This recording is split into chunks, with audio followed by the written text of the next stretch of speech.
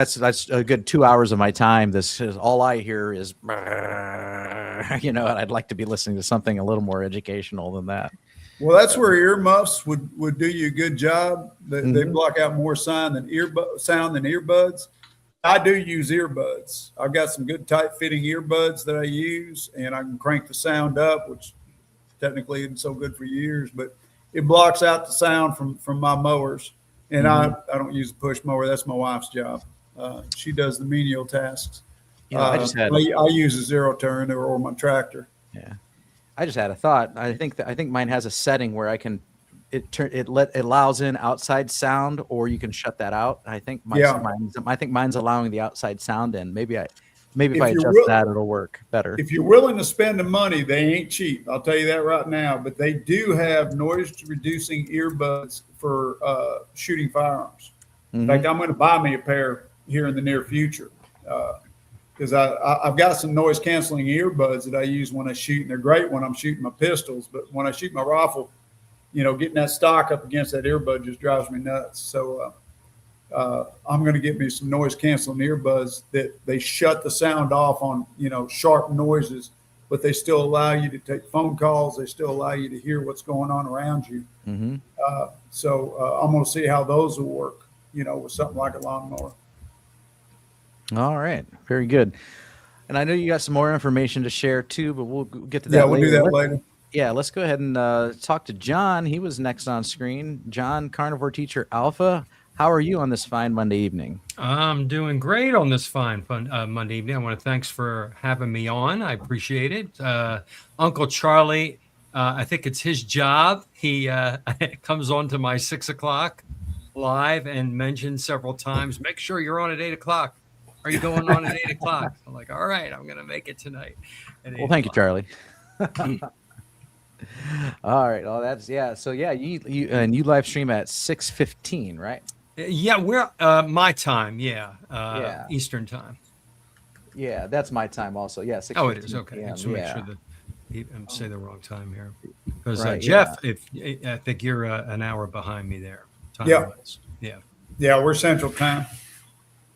All right. And Yeah, when I was in Colorado, we was on Mountain Time up there. Yeah, that's right. I'm going to start finding some links here in case anyone in the audience is not familiar with the individuals on the screen or subscribe to their channels. I'm going to start pasting links here as I find them. So we're going to start with, this is Carnivore Teacher Alpha's channel. If you're not already subscribed to him, go check him out. Thank you. Very educational.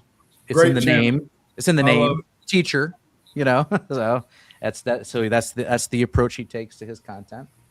Very good.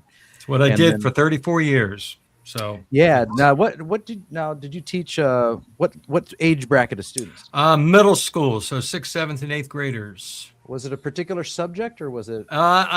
Different subjects: language Mhm. arts, social studies, Microsoft Office programs, and then the last 17 years of my career, I ran a little television studio. So I did video production. No And wonder editing. you do such a good job. And that's where I learned my skills for making the videos. Yeah, Yeah. I know all the tricks. All right. Very good. And then here comes a link to Geezy the Carnivore's channel. You can go check him out. And now we'll go ahead and turn some attention over to Kelly, Missouri Carnivore. How about you Hey, tell us Kelly. how your week has been going while I look for your link? How you doing, Kelly? Doing great. Doing good. Another beautiful Missouri day. Yes, John is a very knowledgeable and yes, some people have they can do this videos real easy. Me, it takes me about 10 takes before I get going. Oh, I should we all, we admittedly have we could probably produce great blooper reels if we actually, Oh, yeah. if we actually let people see everything that actually gets recorded. Right. It can be a riot. I could be talking to the camera and just have a complete brain fart, and I'm like, or a tongue twister. I'm like, blah, blah, blah, blah.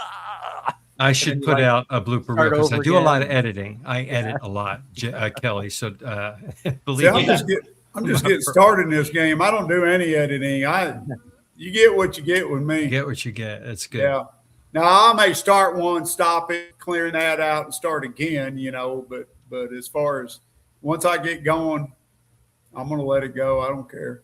Yeah, no, that's good. If you that's call that in public speaking, they call that contemporaneous speech, and if that's a skill you have, that's actually very good.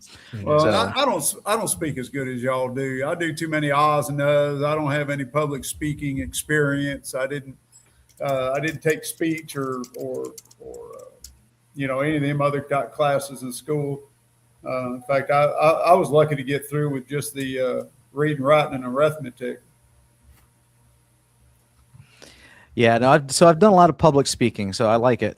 And I've always liked being on a stage. I always like being in front of an audience, so it kind of comes natural to me. But, when you're recording yourself and you're thinking like, you're making a video, I'm also a perfectionist, and that's probably that could be a flaw. It could be a flaw. Yeah. Yeah. Yes, I'm like that too. I want it so perfect. I mean, some of the bloopers I'll kind of leave in a little bit. I remember I did one. It was trial of did butter in a jar. I saw it made, and so I decided to do it, but I decided to do it a different way. They have this paint shaker that you can put in a Sawzall attachment, and you can shake, paint cans. And so I decided to do that. And the funny thing is the can came out of the thing, and I just caught it, and I had to do a blooper thing. Oh, wow. So do y'all come with prepared dialogue when you do yours, or are you just taking it off the cuff? So all my talking head videos, I actually sit down and I jot down an outline. So I know I kind of know all my talking points in order, the things that I want to say. So, but the few that I've done have also been like, they were very detailed. Like I did one on triglycerides with my triglyceride issue. I did one on stage 4 chronic kidney disease. So they were very informational. So I wanted to make sure that I had all the information that I wanted to get out in front of me, and in an order that made sense. Tried to make as much sense to the audience as possible. So yeah. I kind of do the same thing. I have talking points that I prep. Otherwise, I'm going to do a lot of uhs and ums. Mm-hmm. But I like to blend it so that when I'm finished with my talking points, then I turn it back to me and I put my own 2 cents. You could tell my talking changes at the end. Mm-hmm. I look more into the camera, and I think I'm a little more relaxed. So I try to blend it. Mm-hmm. Yeah. Both of y'all are very well spoken. I really appreciate it. You are too, Jeff. You're a natural. Yeah. I'm going to say kudos to you, Jeff. I like that. The beef jerky when you were getting ready for your trip and you made some jerky. I bought some of that Holy Cow meat church. It's not bad. It's got a little bite at the end of it. But have you tried it yet? Yes, I had it on some burger patties. It was pretty good. For it's as far as being pure carnivore, it's not, because it's got seasonings in it, but it's clean. Now, you gotta watch Meat Church, though. A lot of their stuff has sugar in it. Now, their taco seasoning, Bob, you were talking about taco seasoning. Meat Church has a taco seasoning that I was just looking at it yesterday at my daughter's house, and it looks like it's another clean seasoning with no sugar in it. But you got to read them labels. Oh yeah. But that Meat Church puts out some good stuff. And a lot of the labels, if they look clean, they'll say natural flavors. Natural flavors. Oh yeah. Damn, that natural. Love to get you on that. That's maltodextrin usually. It usually is, and that's higher. And I'll see them list maltodextrin. And they'll list it sometimes, yeah. And then list natural flavor. But a lot of people don't know what that is. I know. We didn't. I didn't. I didn't either. I got a dehydrator recently, and I experimented. Cool. You guys have ever had pemmican before? I made pemmican, first batch. Oh yeah, turned out freaking fantastic. I haven't made pemmican yet. It's really it's a lot of steps, but it's kind of easy. It's fun, and it's so good. It's really good stuff. I'll have to make some. Fills you up. I'll have to make some. Yeah. I've done. I do jerky all the time. My favorite, and I got it from Kelly and Jerry, and that was dehydrated bacon.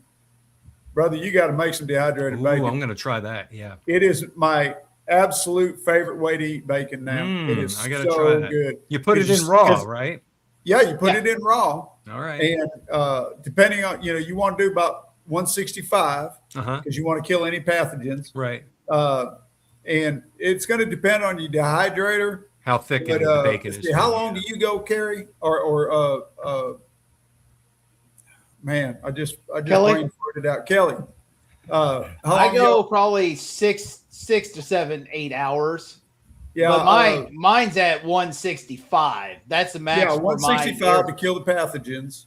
Right. Yeah, and I do mine. I want to say, I'd have to go back and look at my video last time I did some, but I want to say I did mine about 6 to 8 hours, something like that. But you just want to check it, you know. Right. Yeah. And man, I'm gonna tell you what, it's the only way, because it retains the fat.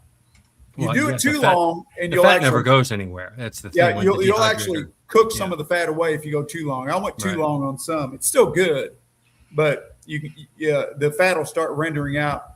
But you want to get it to where the meat itself dries out, but the fat doesn't render out. So there's a balancing act there. And I'm gonna tell you what, that is so tasty. It's hard for me to stay out of it when I'm traveling. That's the thing. But it's great travel food. And It is and just like my fantastic pemmican, travel you can food. take that on an airplane, you take it to the airport, you take it on a train, take it Yeah, in a car. exactly. Perfect And stuff. what is it? Man, my memory's Pemmican? not good today. Anyways, you know, the some of the carnivore gals are always talking about pocket or purse bacon. Oh yeah. You know, Kelly, purse bacon. That's the perfect purse bacon. It is. You know, only for us. You know, do like a fanny pack or something. Don't. Yeah, do I will be putting some of that in the dehydrator. Unfortunately, I can't do as a 3-pound batch like I like to, a whole 3-pound batch, because mine, it should have minimum amount of render fat. Mine leaks out. So I have to put it in a little bit at a time with that thick cut bacon. Something I discovered, of course, I made my dehydrator. Mine's a, what is it? Magic Chef or something. It's a big stand-up smokers. What is an electric smoker? With a big door on it, and it's got 4 or 5 racks in it. And what I did is I took mine, and I think I showed that on that video, where I took mine and I put a computer fan on one end, and I cut on one vent. There's a vent at the top and a vent at the bottom on the side. And the vent on the bottom of the side, I covered it with a mesh, but it still allows airflow through. And then the top side, I put a computer fan blowing the air out. So I've got air circulation through there. And I actually built it as a biltong box, because with biltong, if you ever get a chance to make biltong, it's fantastic. Biltong, you have a heating element in that though, Jeff? Yeah, there's a heating element in it. But like with biltong, yeah, because it's an electric smoker is what it is. So I can adjust the biltong, you just hang. Biltong is air dried. So when I'm doing biltong, I don't run the heater. I'm just running the air circulating through it. Got to have real dry environment for that, though. Yeah, I can't do it in Florida. It's got to be dry, and you've got to make your meat thicker, and it's got to air dry naturally. Right. But biltong is fantastic. I like it better than I do jerky myself. Now in the wintertime, if I make biltong, I will add a little bit of heat because it's just too cold. But yeah, I made mine out of smoker, and I can use it either as a biltong box or I can use it as a dehydrator. Works fantastic. I'm still learning, what it takes as far as time for each one, but it works great. That's good.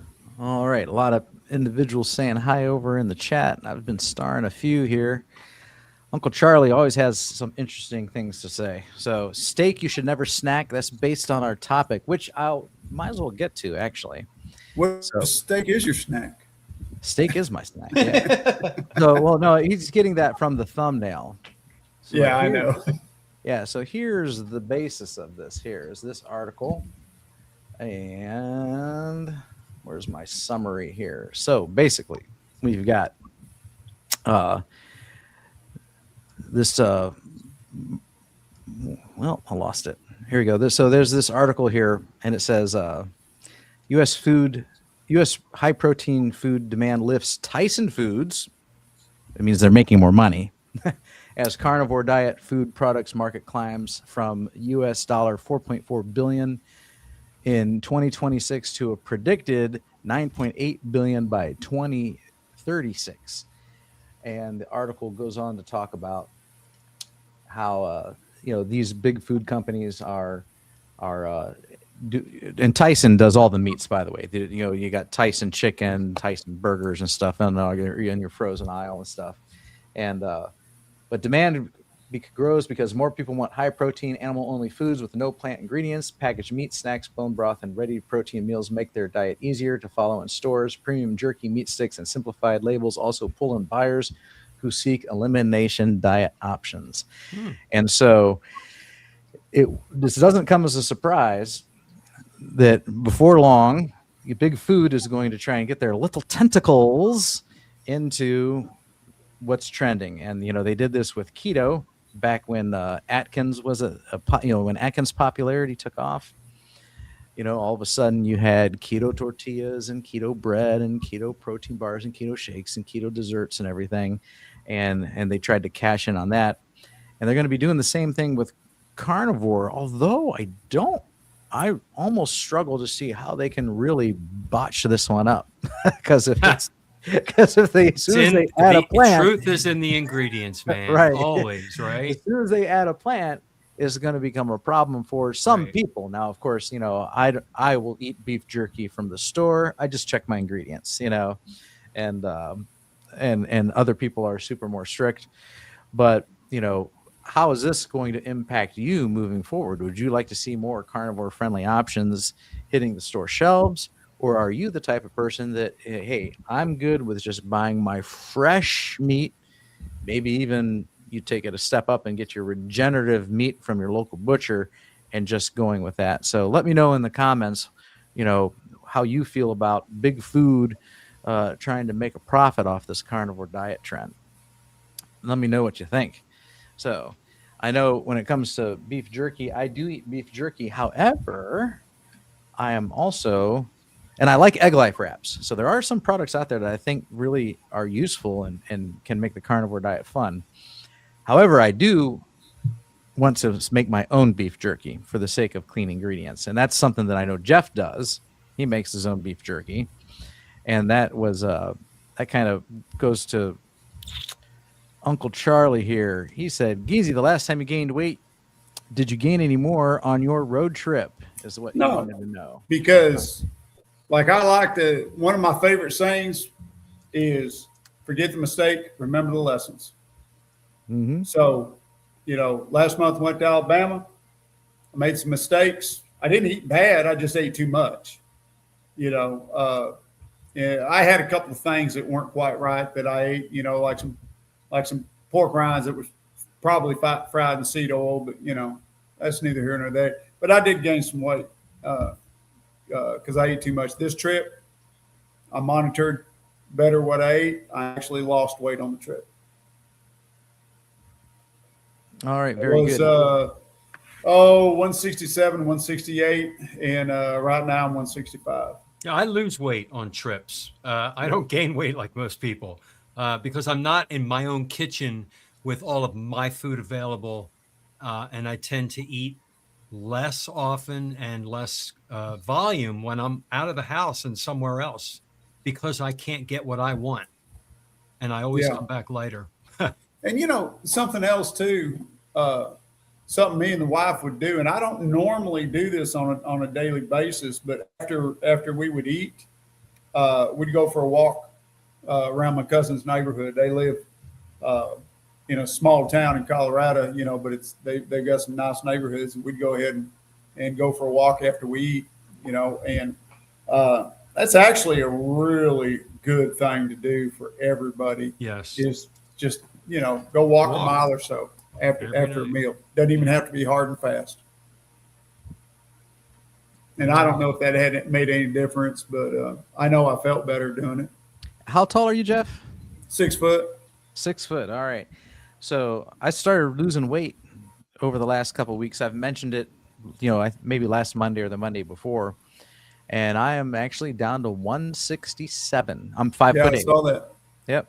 Yeah, I was riding around on the zero turn when I heard you say that, and I just I gave you a thumbs up. You couldn't see it, but I gave you a thumbs up. I was proud of you.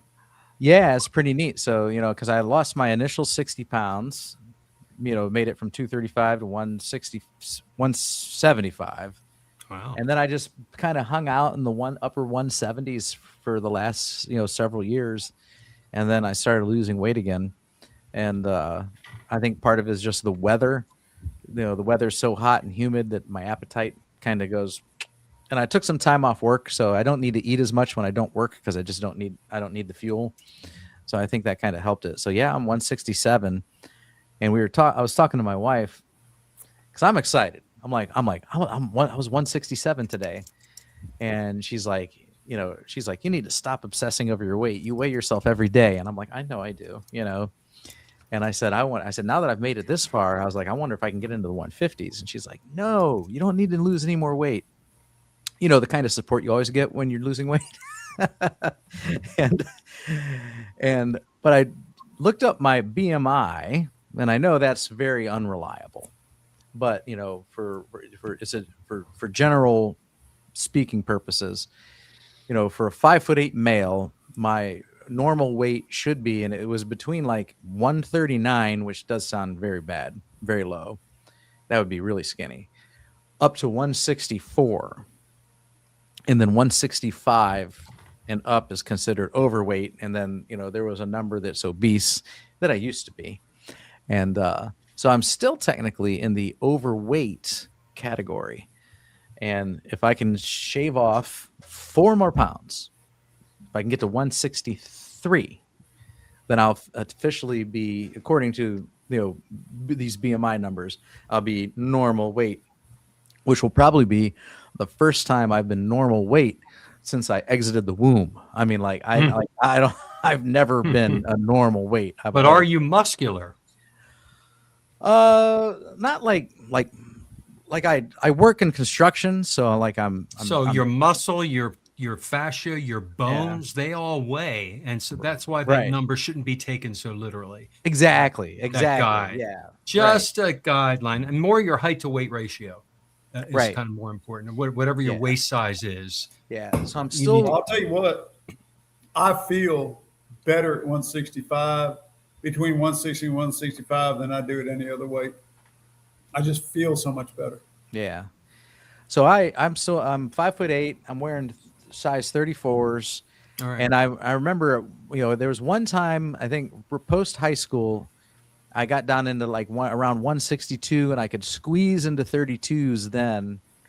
And, I'm almost there. So I'm going to make it a goal. I'm going to make, I'm not something I'm like religiously pursuing, working my butt off towards, but I think it would be cool to step on the scale and see, 163 is my new goal, because that puts me in the normal range.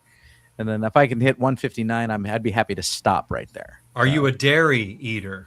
I am. So. All right. If I'm telling you, this is going to work. You cut out all the dairy for a couple of weeks. You watch that number drop like a rock. Yeah. Just the dairy. Just try it. And if it doesn't, then put it back in. Right. No, I'm sure it would. I've cut dairy in the past. Oh, so right. yeah, and I have. But like I said, I've been in maintenance mode. I've been very happy with 176, 177 for the last 3 years. It just depends how you feel. If you feel fine. And I did, but I could always look at myself and be like, I still could stand to lose some weight. And then now that I'm in the 160s, I now have this new wave of motivation. All right. I'm like, oh, look at that number on the scale. I think I can manipulate that number a little more. A little more. Yeah. We all do that. Yeah. If you're like me and you get on the scale and you exhale, you make sure you did it after your bowel movement and after you took a pee, and just get that number as low as you can. In the morning. First thing in the morning after I've emptied. Right. On. That's the most accurate measurement right there. So that's what I do. Bacon Runner says, day 3 of my bacon fast was today, heading into day 4 tomorrow. So that's nothing but a diet of bacon. Awesome. It's that too. It's in the name. Bacon Runner. Yep, she likes her bacon. So very, very good. I've heard of sardine fasts and egg fasts, I'd be down with a bacon fast. I think I could do that one. That sounds good. All right.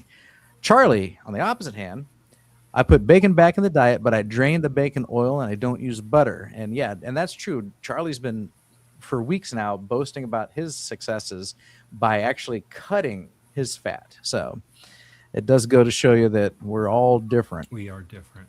Yeah. And then he asks how I was doing. Pretty good. Saturday was a blip in the radar day. I went to a concert up in Cleveland at the House of Blues to see my favorite artist, and in one of his dozen bands.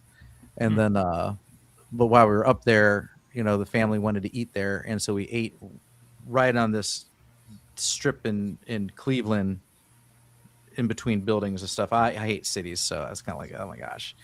And there was nothing on the menu that was carnivore friendly, so I had to deviate for the concert. But then I woke up and I was still a pound down, even so it didn't affect me at all. All right, where are we at here? He's thinking about going lion, but with bacon. Then it wouldn't be lion.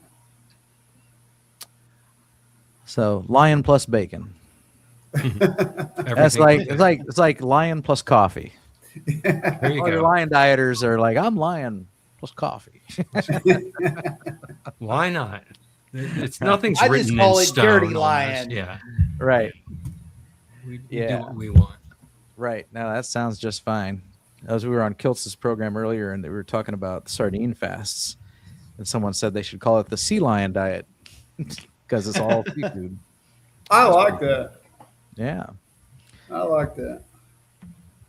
DS111. I am 62 and work in construction. It has occurred to me that I regard carnivore as my non-retirement plan because I do not intend to stop working. All right. That is that's how I feel right now at 50. Now, John, you're retired, right? I am. Yeah. I'm 61 and I'm not stopping this. I've never felt better. Yeah. So I work in construction, and like it's kind of weird. Like, so yeah, you're 11 years older than me. In 12 years, at 62, I think it's when you could maybe then really start thinking about retirement. But I just feel like I'm going strong. And I was having this conversation with my daughter today. She called me. She lives in Georgia. We were talking on the phone. And I was talking about how, like, my parents, who are approaching 80, and some of the things that they are having to deal with that comes from approaching 80. And my mom, she's 74. And that's only 24 years older than me. And I'm thinking, like, the last 24 years went by like this. Fast. And I'm thinking the next 24 years, I can't imagine slowing down, because like I still like I work hard, I get out, I walk fast, I speed walk, I still hit the gym and everything. And I can't imagine in 24 years not doing any of those things. And maybe it'll be different for me because I am a health conscious individual, but it weirds me out that, and you got a lot of individuals in their 70s and their 60s and even in their 50s. I know people in my own age bracket that, they need to walk with assistance. They walk really slow. Yeah, it's sad. Retirement.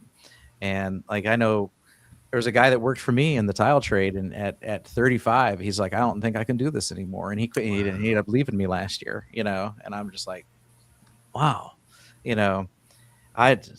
but I just think about that, how fast the time's going to go. And when we think about retirement, I'm like, in 12 years, I just like the retirement. Even then, it's not even something I'm looking forward to. I'm just like, I don't even think about retirement. I still want to be able to do everything that I do. Like I go somewhere and I walk up the stairs. I still skip steps like I was in high school, like I want to. And I feel like as soon as I find myself not able to do those things, I'm going to start getting very scared and depressed. So just I used to love my job. Go ahead, I Dad. used to love my job, but I was getting so wore out and so beat up, that at 64, I went to my financial counselor. I said, when can I retire? And she said, when do you want to retire? I said, yesterday. Yeah. And she's like, dude, you can go anytime you want. And the next day I put in a 90-day notice with my boss. And I gave him 90 days instead of 2 weeks just so he could get me somebody to train to take over what I did, because I was the only one that knew how to do my job. And when I got out of there, my wife had a whole list of stuff for me to do. And the first 3 months I was so busy I didn't know which end was up. I was working 10 times harder than I did when I was on the job, twisting the wrench. And I told her, I says, how in the world did I ever get anything done and still work a job every day? She says, that's just it. You didn't. Mhm. That's why we've got a list now. But no, seriously, I work harder now, having on my farm than I do when I was on the job. The You hardest do part, what you want to do in your time frame. When you retire, you're on your own time. That's the difference. Yeah. I'm still working my butt off, but I'm doing what I want to do. Exactly. And once I became a carnivore, because when I retired, I was sick, I was in bad shape. And it was a few years after I retired, I became a carnivore. And after a year of being a carnivore, I turned to my wife one day and I says, baby, I could go back to work. I feel so good I could go back to. I'm not going to, but I could. My son-in-law, he was even thinking about buying a second truck. And he said, Dad, would you be interested, if I could get you in that truck part-time, about 3 days a week, would you be interested? Because I've got a CDL and I've always maintained it, because I used to be a truck driver too.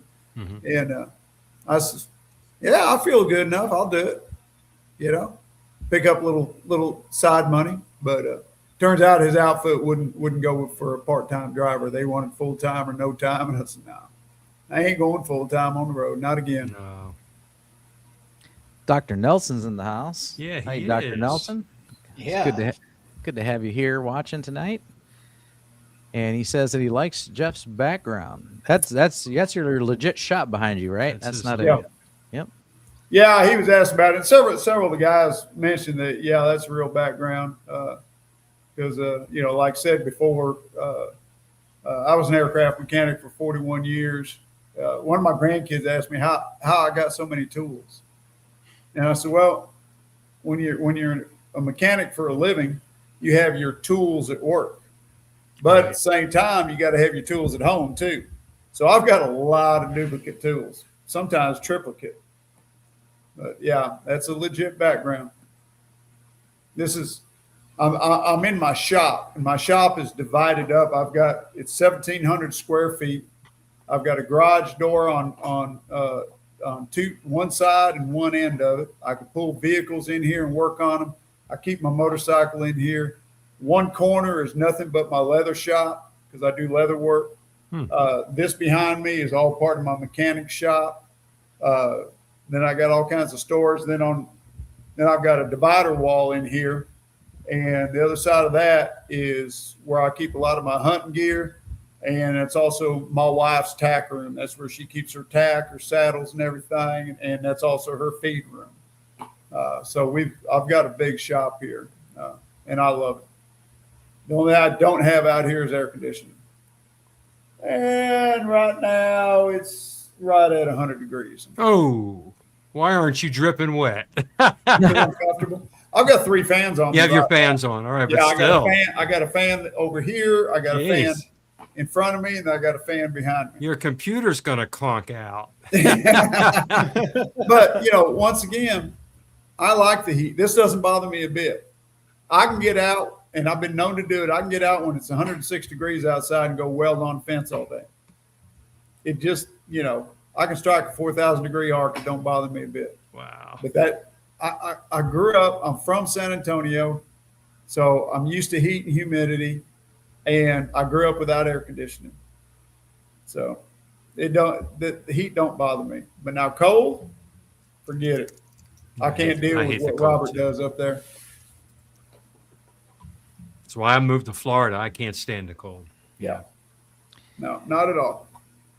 And where did you live before that? I lived in Pennsylvania and Maryland, and Okay, had some pretty bad winters. Yeah. Yeah. Yeah, that gets rough up there. The cold, the slush, the ice, the snow, all Nah, the y'all shoveling be- and scraping, and I was I don't want to hear about this. I don't have to put up with it for another 5 Yeah. months yet.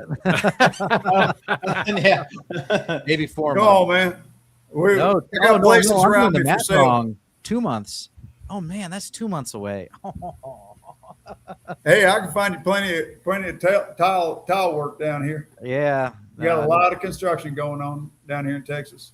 When I got my Well, like I mentioned in the past, if I had my choice, I would have if I'd move. I would move to Texas. I would move around the Abilene area because I kind of like that area. When I went through there. I got a great family friend that lives out there, and my sister-in-law and her family live out there in Abilene. We go out there to visit them every once in a while. That's only 2 hours away from me, I think. But I'll tell you what, Abilene, that's dry country out there, real dry. They don't get much rain. All right. So Dustin says, just make videos, go live, and press record. That's what I do. That's what we do on Monday nights. I mean, like that's you record your. Well, he means go live on YouTube. You can't go live. Oh no, I don't do live. No. Yeah, yeah. He just presses record on his phone, and then he does a little editing, very minor, and sends it. But yeah, no, that's here's what I do. Here's what I will notice though, Dustin, as this is true, and I do this every Monday. But I've noticed that if I, back when I was producing more recorded, edited talking head videos, I had much more. YouTube liked me more, pushed me more, and I got more channel growth out of it. When I drop doing that and I just do lives, my channel growth slows. Interesting. Yeah. All right. Yeah. So I think with if you're trying to grow a YouTube channel, which I'm not necessarily, that's really not my goal here, is to grow a channel. But if you're trying to, I think you need to kind of mix it all together. I think you need to have some what I call talking head videos. Yeah. You need to have some lives. You need to make some shorts out of it, and you need to be regular. So, and as soon as you stop cutting, one of those three heads there, you take one of them off and things start to slow down. That's been my experience. Same thing if I'm just well, at first I couldn't do lives. You had to get to a point where you could do lives. Right. And not too much time. But, right. Yeah. And but that's just what I've noticed is if I've because I've been busy with my offline work. So now, and editing's work. Editing, recording and editing takes a hog amount of time. And so I haven't had the time to dedicate to it, and I've just noticed that things slow down when that's the case. So, all right. DS111 says I've been buying Costco's Kirkland salted 4-pack bacon, but their low sodium version is sugar free. For those of you who are interested in that, for me, bacon's bacon. I don't really peruse my bacon labels too much. So. Latro says, you ever get a chance to make your own bacon? Yes. You never want to eat that store-bought stuff again. Latro says, I've entered an interesting stage of type 2 diabetes where I don't need exogenous insulin all the time. If it's running 120 to 180, I just write it out. All right. Very good. Now, and then this was an interesting comment here. So we were talking about big food. Anyway, that's the theme tonight, is big food trying to capitalize on the carnivore trend. Dr. Nelson says they will find a way. And Dustin makes an interesting comment here. He says, now they've shifted to all labels saying GLP-1 friendly. I saw that. Oh, I've heard of that. I have not seen that, but it doesn't surprise heard me of one it. bit. That's crazy. Yeah. That's what sells. Everybody knows the word, the phrase GLP-1. Yeah. Well, we're going through the same thing we went through before with everything else. Sugar-free. Right. Fat-free. Fat-free. Yeah, all that right. all that junk. And then there was Adkins, Right. You know, Remember the low Olestra? carb. Remember Pringles came out with the fat Olestra? And you ate it and it just floated in the Yes. toilet after you ate Oh, I tell you what. Now, if you're going in for a colonoscopy. colonoscopy, Yeah. you don't need the drugs. All you need is that stuff. You're A friend of right. mine fell for that with the sugar-free candy. Oh, that They had stuff. that stuff in it. He ate a whole That bag of has that. maltitol in it. And Brother, you let want me to tell have you what, this man, he wrote this on our hunting forum blog, and to this day, it's one of the funniest things anybody ever read on this hunting website. But he ate a whole bag of this, and my brother Leon is a pretty hefty boy, and anyways, he ate a whole bag of that candy in one sitting, and he went to Oh, man. Lowe's. Oh my gosh. And he's shopping at Lowe's, and then the urge hit him. Oh boy. He pretty much destroyed that stall in that bathroom. Jeez. And to hear him talk about it, it's just Oh. it's one of the funniest and saddest things you can imagine, because you just felt so bad for him that he went through all that, you know. But at the same time, it was just hilarious the way he tells it. So yeah, that stuff was so horrible. How many people went through that? Xylitol and erythritol is not much better, but Right. But if you're gonna have, you don't need of it. But if you're gonna have anything, make sure it's erythritol, because you have the least amount of bathroom time. But yeah, that maltitol is some of the worst. Horrible. The worst. Horrible. And some people just got to go through it. Oh, I lost them. Shit. All right. Oh, there you Okay. are. Dustin made a Sorry, comment. guys. It would be awesome if Big Food just dumped $1 trillion into regenerative farming, flood the market with fresh farm-raised beef. That would be nice, wouldn't it? Yes. Yeah. John, what We're did the you only lose? ones that Did would you have appreciate something? it. No, I thought I lost my feed to you guys. It just disappeared, and of course, I had my blooper, and I cursed. I'm like, oh shit. Hey, Thomas, how's it going? Thomas. buddy? Thomas. Welcome, brother. Hey guys, how you doing? Cool. Good. Welcome to the club. How you doing? Yeah. How's it going? Welcome. Good. on. I'm doing good. All right. Yeah. How's things over in Jersey? Jersey, everything's Jersey. good. Jersey, Yeah. it's pretty good. Yeah, no, I recently just I have been off of short acting insulin since not Saturday but last Saturday, so the 25th Mm-hmm. is the last time I've had short acting insulin. So I just take the long acting now.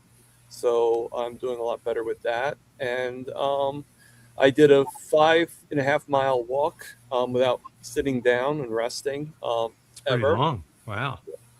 Yeah, last Sunday.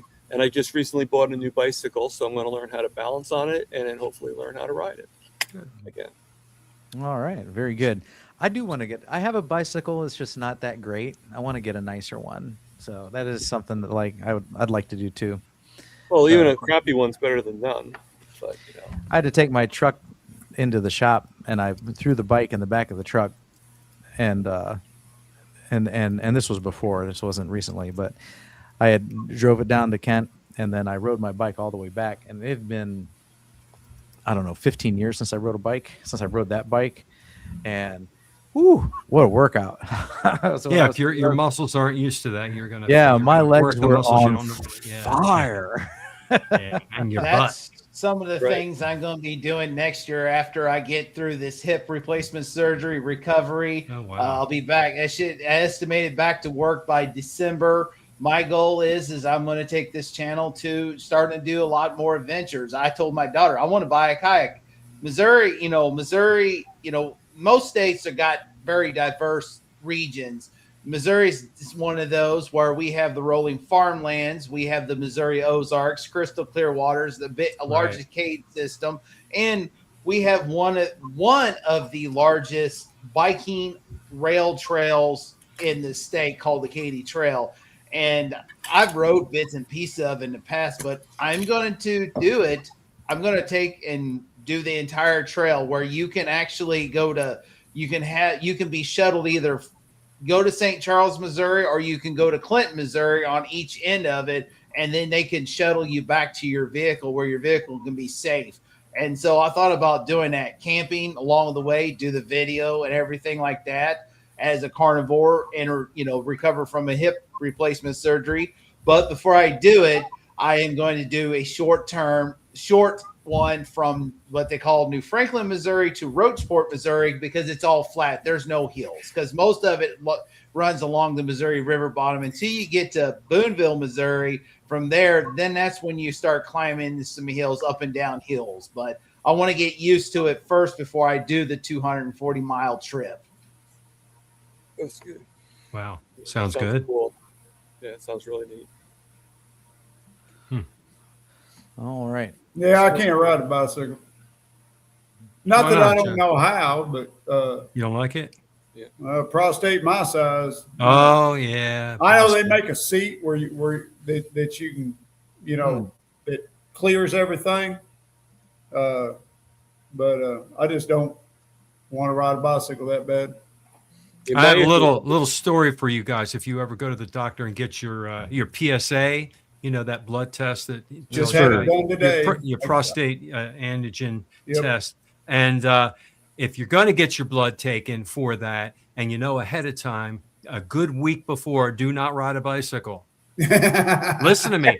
Do not have sex. All right. No stress to that prostate of any kind, anyway, and then your number will be accurate. Because if your number will be highly elevated if you do those things I just mentioned, and then they're going to say, "Oh, we've got to do more tests, and we're going to have to do a biopsy because your number's too high." And all they need to tell you is don't overstress that prostate right before you get that test. Yeah. Well, mine's generally high simply because I do have cancer. I do have prostate cancer. Wow. Yeah. So, I had my PSA test done a couple weeks ago, and I didn't look at the results, so I haven't heard anything from the doctor. So I'm assuming it's fine. if it's high enough, they'll let you know. They'll let you know. Yeah. Mine's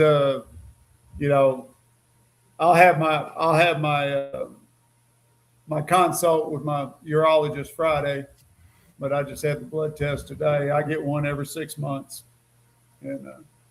and plus I had 2 appointments. I had an appointment with my oncologist and an appointment with my urologist. All right. So Latro's got here's our first more technical question of the night. My mom is 90 and is having some memory issues. She won't do carnivore.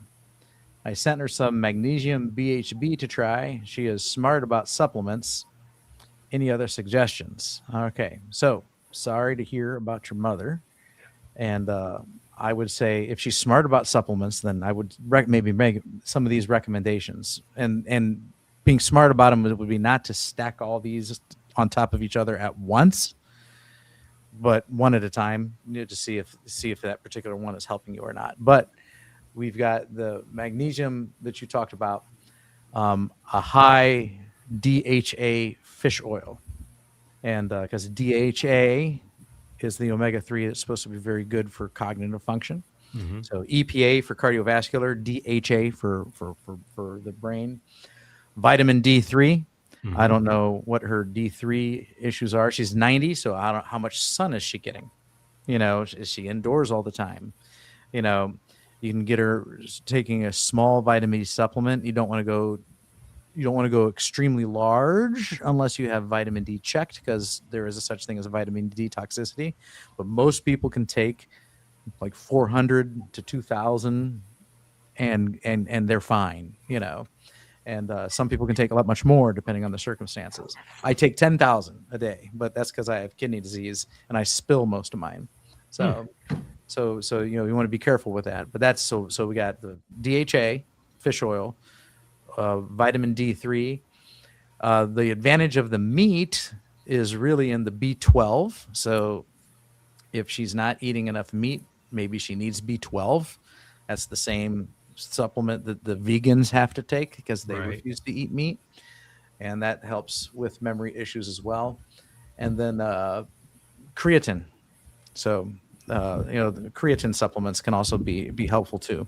So I wouldn't do like I said, I wouldn't just here's open up, here's all these new drugs you're going to take, mom, but maybe just start on one or two of those and see if they make a difference. And then maybe, add in something else later, and see how that does as far as supplements go. If she's not going to eat meat, where she would get a lot of that, you're going to get some D3, in meat and eggs, you're going to get in fish and eggs, you're going to get the omega-3 in fish, and you're going to get the B12 and the creatine in just regular muscle meats and fish as well, and things like that. So like, all those are meat centric, components, nutrition, meat centric nutrition that helps boost, brain and cognitive things. So that would be my suggestion. Any other suggestions from our panel?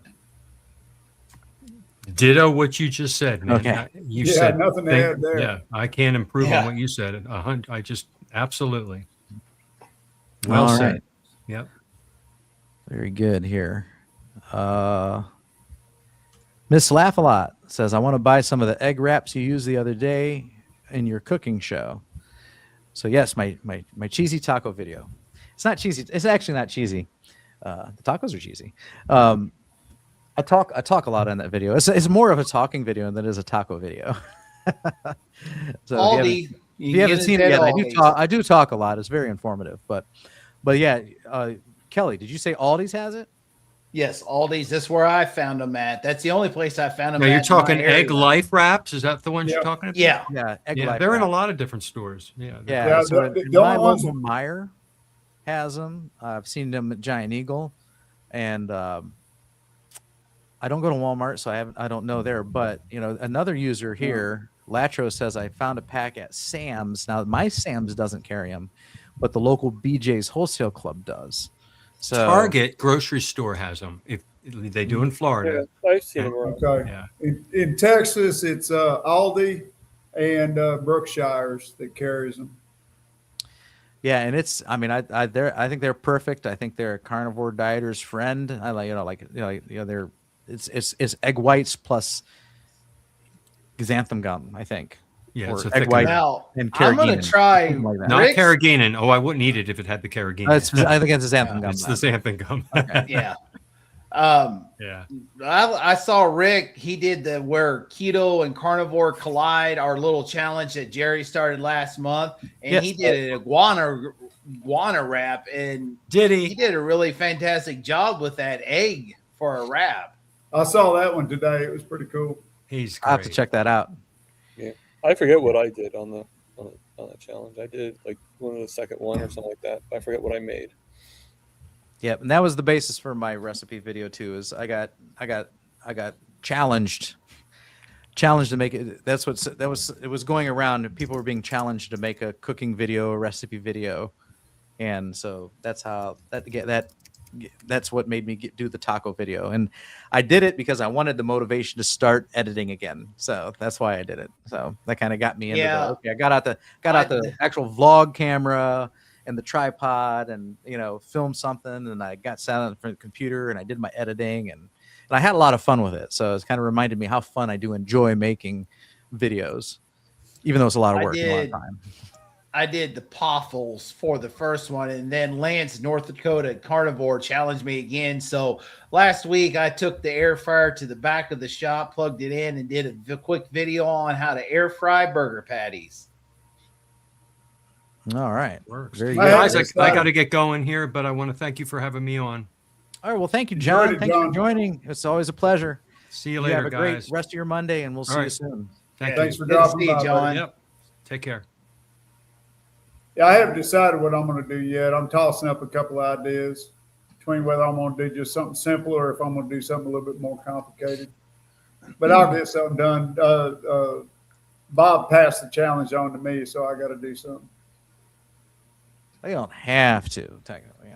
And I don't know if I'm going to go straight carnivore or throw a little keto in there. I think I may I'm thinking about doing my meatloaf, my bacon wrapped meatloaf. That's more keto than it is carnivore, but you can make it as carnivore as you want it.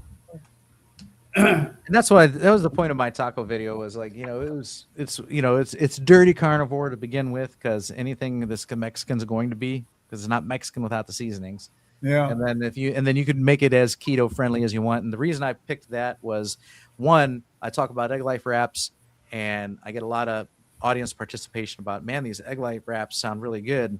So I wanted to demonstrate how I use them. And then two, like that, I can make that and the whole family can enjoy it, because like I'm using the egg life wraps. If someone wants hard shell corn tortillas, they can have it. If someone wants a regular burrito flour, they can have it. If someone wants to add lettuce, jalapenos, tomatoes, salsa, what onions, what they can add it. You can always Completely add versatile. to it. It's very Yeah. versatile. So the whole Would you- family, I can make that, and the whole family can have dinner together, Yeah. and you don't have 75% of the family going, "Really, Dad, another carnivore meal?" So it works for everybody. What'd you do for yours, Thomas? Aaron just reminded me. I made muffins and had bacon in them. Cool. All right. I just shared a link to Thomas's channel. It's Thank called you. Target Prime Rib. If you're not familiar with him, go over there and subscribe to him and give him some support. All right. Let's see here. Latro, my results so far.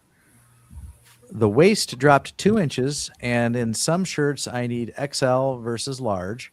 In some shirts, weight down 10 pounds, 5'10", 205 pounds, to BMI 29.9. So awesome. Excellent progress. And I know what you mean.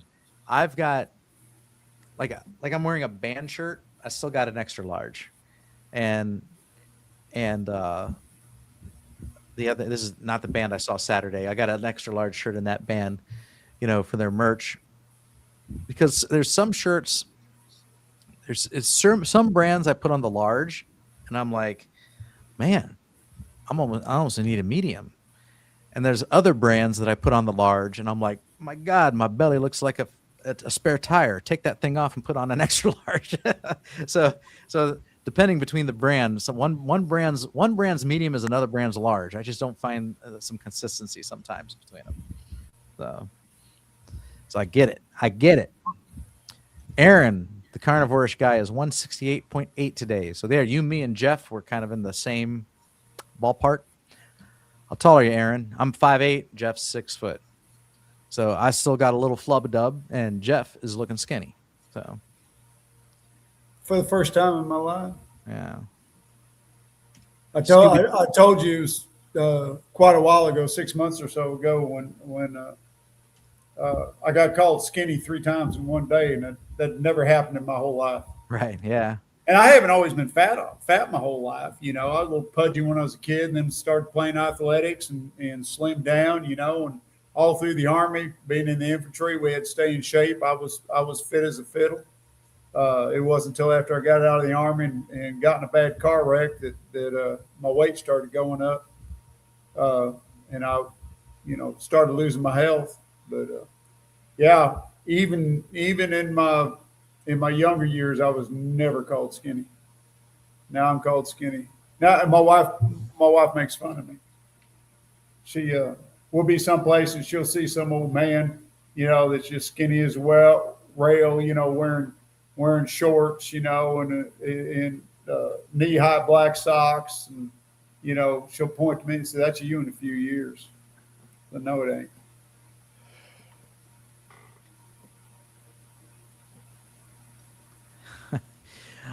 I remember a pivotal day when I was about 40 years old. I went into Sears tool department, and there was absolutely nothing I needed. However, the slow accumulation continued. And it's probably a reference to Jeff's tool collection behind him. Yeah. And probably at least half, if not more, of those are all craftsmen, and the old craftsmen when they were real craftsmen. right. Not the new Japanese or Chinese made craftsmen. Yeah. Sears craftsman, not Lowe's I craftsman. got, all I would use in my job was Craftsman or Snap-on. I do have in my shop, and I'll never get rid of them. I have for metric Husky, American made Husky wrenches from 20 to 30. Yeah. And I bought them 25 years ago when I went into industrial maintenance. When I had to Yeah, have Husky and Max, they were all good brands, back in the day. So this comment reminded me. I went into Sears. Oh, I don't know, maybe 15 years ago. I was at my heaviest, and I remember I couldn't.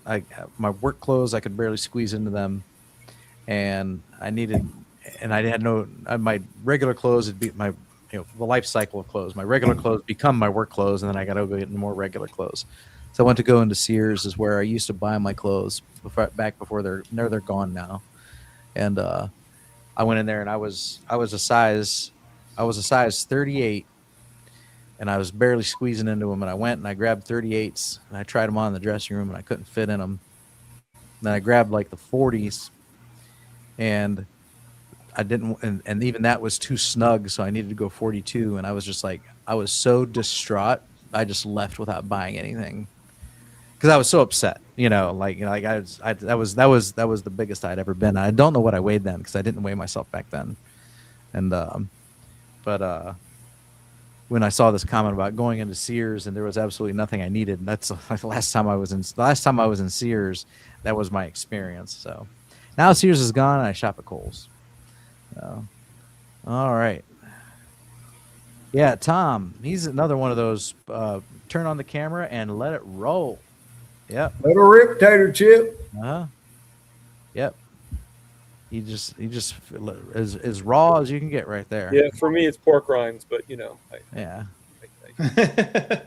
So that's my chip now. That's my tater chip is pork. Oh yeah, and if you want a good clean, flavorful pork rinds, if you can find the 4505 chicharrones, they have the Tion ones, and they have a cheddar and jalapeno flavor that's really good, and it's clean. That sounds good. Yeah. So, Bill Cook, I want to do one more PSA test. Which blood test does that? I think it's just called a PSA.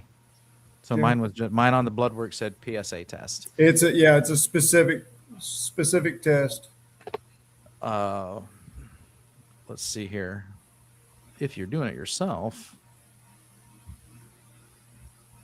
let's see if I can just bring it up at ownyourlabs.com.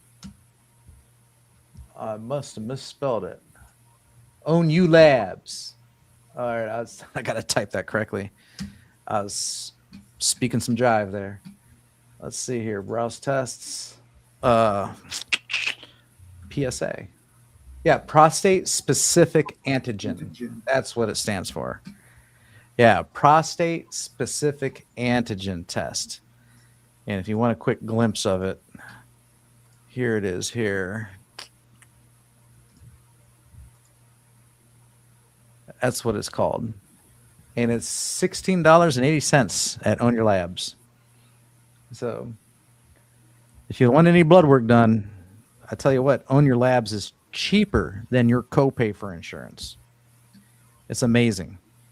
Go to Own Your Labs, you can get a complete metabolic panel for $8, and then you get the same thing. Your doctor writes it, you go there, and they're like, yeah, we need a $50 copayment. It's ridiculous. If insurance is buying it, it's hundreds of dollars. If you're buying it, yeah, it's a few bucks. It's absolutely crazy. Not if you're on Medicare because you're old. Right. There's exceptions to everything. Yeah. Lacho has a ticket to Healing Humanity on Wednesday. Going to wear my Healing Humanity shirt. And that brings me to, let me star that so I don't lose my place. That brings me to a question I saw earlier. I'll skip to it. Jerry asks, Bob, tell us what you thought of the Healing Humanity movie. You went last week. I actually opted not to. I changed my mind last minute. And because I didn't know it was a thing. I wasn't even aware that it was coming. And then I heard about it. I'm like, oh, this Wednesday? And it was like, that's like a couple days away. I think I heard about it over the weekend. And I even talked about it on Monday. Like, I think I'm going to go. I can make this work. and I was planning on it. I was going to have to take, basically Wednesday off, drive to Columbus, and and I was gonna spring for the VIP dinner, and then see the movie, stay for the Q&A, and then drive back. But see, it's a 2 hour 15-minute drive ish. So I'd have to take the day off work. So I'm like, I'm not making money. And then the mileage down there and back is a tank of gas. I can only drive my truck because everybody else was at work using their vehicles. So that'd be like another $150. So I'm not making money for not working. I'm spending 150 on gas. I'm spending 150 on the event, and then if I buy merch and then I'm driving back, and I'm getting back into my bed at like maybe 1 a.m., 2 a.m., and then turning around and going to work the next day. And I was just kind of like, I really don't feel like doing all that driving and staying up that late. So I passed. Do I wish I went up a little bit? Yeah, part of me wishes I went, but I was just like, no thanks. And plus, my truck needed back brakes and front tires, and I've got to get that all taken care of. I got tires on Friday. I got it in the shop now, getting brakes. So I was just kind of like, would I have made it down to Columbus and back alive? Yes, I would have. I'm sure nothing would have happened, but I just started counting all the reasons of why I shouldn't go, and they were quite a few. Yeah, I hear you. They've shown it here in Dallas and in Austin. Latro's going to the one in Austin. In fact, I was tempted. I wanted to go and see the Austin show just to run into meet Latro, but I just got looking at the time and when I'd be getting back, and it'd be late. If I did the Austin deal, I'd have to stay the night. If I did Dallas, I'd be getting home real late. And it just where I'm at just a little too far away. And eventually, it's going to come out on YouTube. It's going to come out on some platform that we're going to be able to see it. And it may be a pay-per-view, but it'll come out to where we're going to be able to see it. Just like the cholesterol code, it'll eventually become available to all of us. All right. So, making my point for me here, Dr. Nelson says, I have over 1,000 videos. 99% of them are live streams, and I don't even have 1,000 subs. So, I was talking earlier, you gotta make all kinds of content, and I think you got to make. They want edited videos. The live streams is kind of like that plays a supportive role, but if that's your dominant role, I don't think you're going to grow very well. And if you think about it, there's a reason why. So if you're doing like topical videos or educational content, that draws in people searching for that. And your live streams are often the same close-knit family of people that are visiting you week after week after week. So I think it just makes sense. So, all right. Yeah, Dr. Nelson, he posted on there that for me to email him. He's got some information on prostate cancer that he'd like to share with me, but I can't find his email. So if anybody has that and can post that up, I'd appreciate it. Yeah, I looked on his YouTube channel, but I couldn't find it. That's where I'm going to go check. I believe it's the real Dr. Nelson at gmail.com, but I don't quote me on it yet. And well, everybody always says that everybody's email address is on these sites, and I can never find them. Of course, I'm not very smart when it comes to this technological stuff. I'm too old. Alrighty. Okay, so you have to hit a button that says "I'm not a robot." Okay, so no, it's just Dr. Nelson at gmail.com. Okay, cool. And it's spell it out, don't abbreviate doctor, spell it out. Oh, the whole thing. All six it's the letters. email address. Okay, yeah. Yeah. Yep. Oh, yeah. There you go. All right. Let's see here. He also says BMI is actually an accurate measure of what it measures. body mass index is not accurate when it fails to account for high muscle mass, age-related body changes, and diverse racial ethnic body compositions. And that is absolutely true. So yeah, so BMI, it's like I said, it's general. It's obviously it's no good if you're a bodybuilder, So, but if you're the average person, it's kind of gives you a nice average, window of where you are, maybe health wise. So, or I don't want to say health wise, but obesity wise. So, Standing Foot says bacon is high in omega-6, and that is usually true, pork and chicken, and that's usually not a problem. We do need omega-6s. The problem is having an overabundance of omega-6. And where does people usually get that overabundance of omega-6 today? Anybody? Seed oils. Seed oils, and it's in processed foods. So that's why we demonize seed oil so much, is because it's in everything. And because it's in everything, it disproportionately raises our omega-3 to omega-6 ratio. Actually, reverse that, omega-6 to omega-3 ratio. And then the higher we are in omega-6s versus omega-3s, the more likely we are to encounter inflammation. So.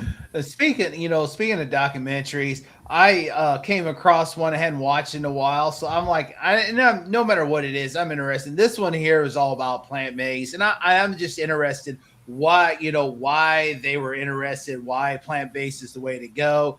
And I remember this guy did the documentary also because he wanted to change his health, and he got to a portion of it, and he graded everything. And he put animal food or animal-based food, carnivore, animal-based food, and F. Seed oils got a higher grade. I'm like, are you kidding me? Those are the worst things to have. Yeah. It's like, remember that graph that was going around a couple years ago that showed that like Lucky Charms was healthier than eggs? Yeah. Right. It's from the same people, the same thinking. So I wouldn't even feed Lucky Charms to the ducks. Right.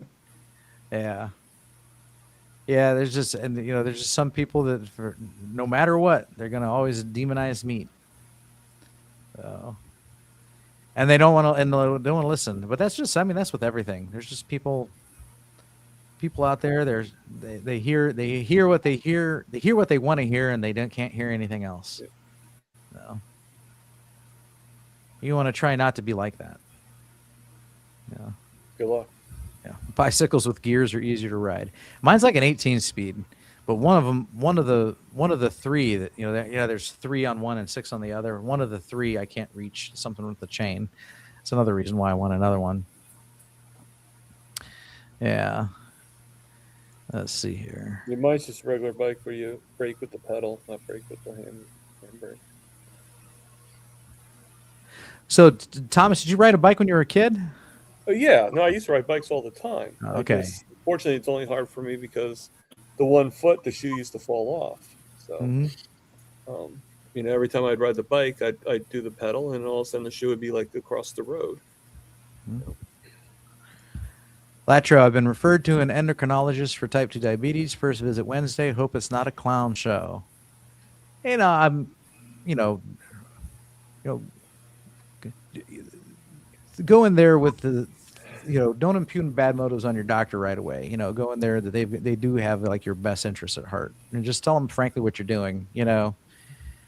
Like you're doing everything you can diet wise to control your blood sugar, carnivore diet, keto diet. I'd just be open and honest with them, because if you're not horking down apple pie and Chips Ahoy, you're not going to need all that insulin and stuff. And they're the ones that are going to help you try and find the right balance for that, which you probably already do. You said earlier that you already take some when needed.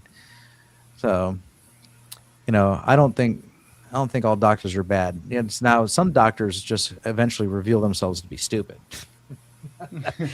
that does happen. So so if the doctor ignorant, like, so if the doctor says, Oh, you need to quit that carnivore diet because don't you know red meat causes diabetes? Okay. Yeah, okay, Hey, you're meat ignorant. nut, bye. I Bye. would be laughing. Well, You know, that was you what know. I ran into today. So, I've spoke before about my GP, who is fantastic. Mhm. He knows what to do, and he doesn't speak against it. He doesn't speak for it, but he doesn't speak against it. And first doctor I've ever had that didn't start screaming statin the moment they saw my LDL. But today I had to go see my oncologist and my urologist. Of course, urologist, it was just for the blood test for the PSA. But my oncologist, we had a long talk, and wow, he is so caught up in modern medicine. It's pathetic. I like the guy. Don't get me wrong. We had a good talk, good discussion, but somehow we got on the subject of. I had mentioned something about uh, eating the best way I know to eat and working out and doing what I can to help my body fight this cancer. And he says, "Do you really think you can control what's around you?" I said, "No, I can't control what's around me. I can control what's in me, though, to some extent." And he says, "But you can't control cancer." He said, "I'm a cancer specialist, and I'm telling you, you can't control cancer." I said, "Really?" And he says, "Do you honestly think that your body heals itself?" This is coming from an MD now. And I said, "Of course it does. We see proof of that all the time." He says, "Oh, so if you cut your arm because of the way you eat, you think that's going to heal quicker?" I says, "Not only do I think it will, I know it will. I've seen the evidence of it." He goes, "Really?" He says, "You've actually documented this?" And I said, "No, but I know how long it generally takes for me to heal, and I know how quickly I heal after the way I eat now." Right. And he says, "So how much do you think diet and exercise matters in your overall health?" And I says, "I'm going to say 90%." And what would y'all say? What would be your estimate that diet and exercise uh, uh, helps in your healing or your overall health? I I think say 90. I think those are defining factors. Yeah. Yeah. So I said 90%. He says hogwash.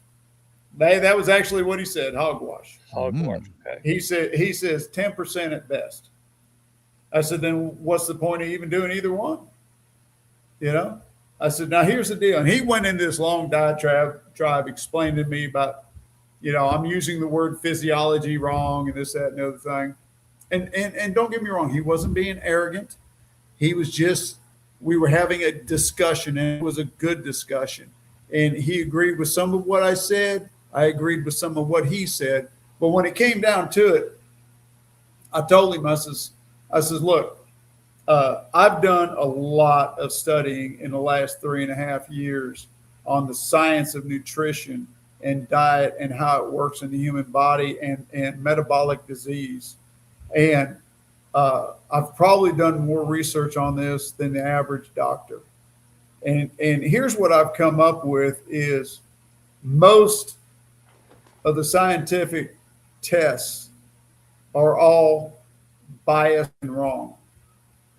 And the best evidence is the anecdotal evidence of everybody around you and how something affects them. Even though we're all different, there's enough similarities between us that those anecdotal evidence can be good in us, can help us and help us understand about ourselves." And I says, "Here's the deal. You may think that this doesn't heal, but I'm going to tell you right now, for one thing, I'm very careful about what I put on my skin. I don't put chemicals on my skin. I'm very careful about what goes into my body.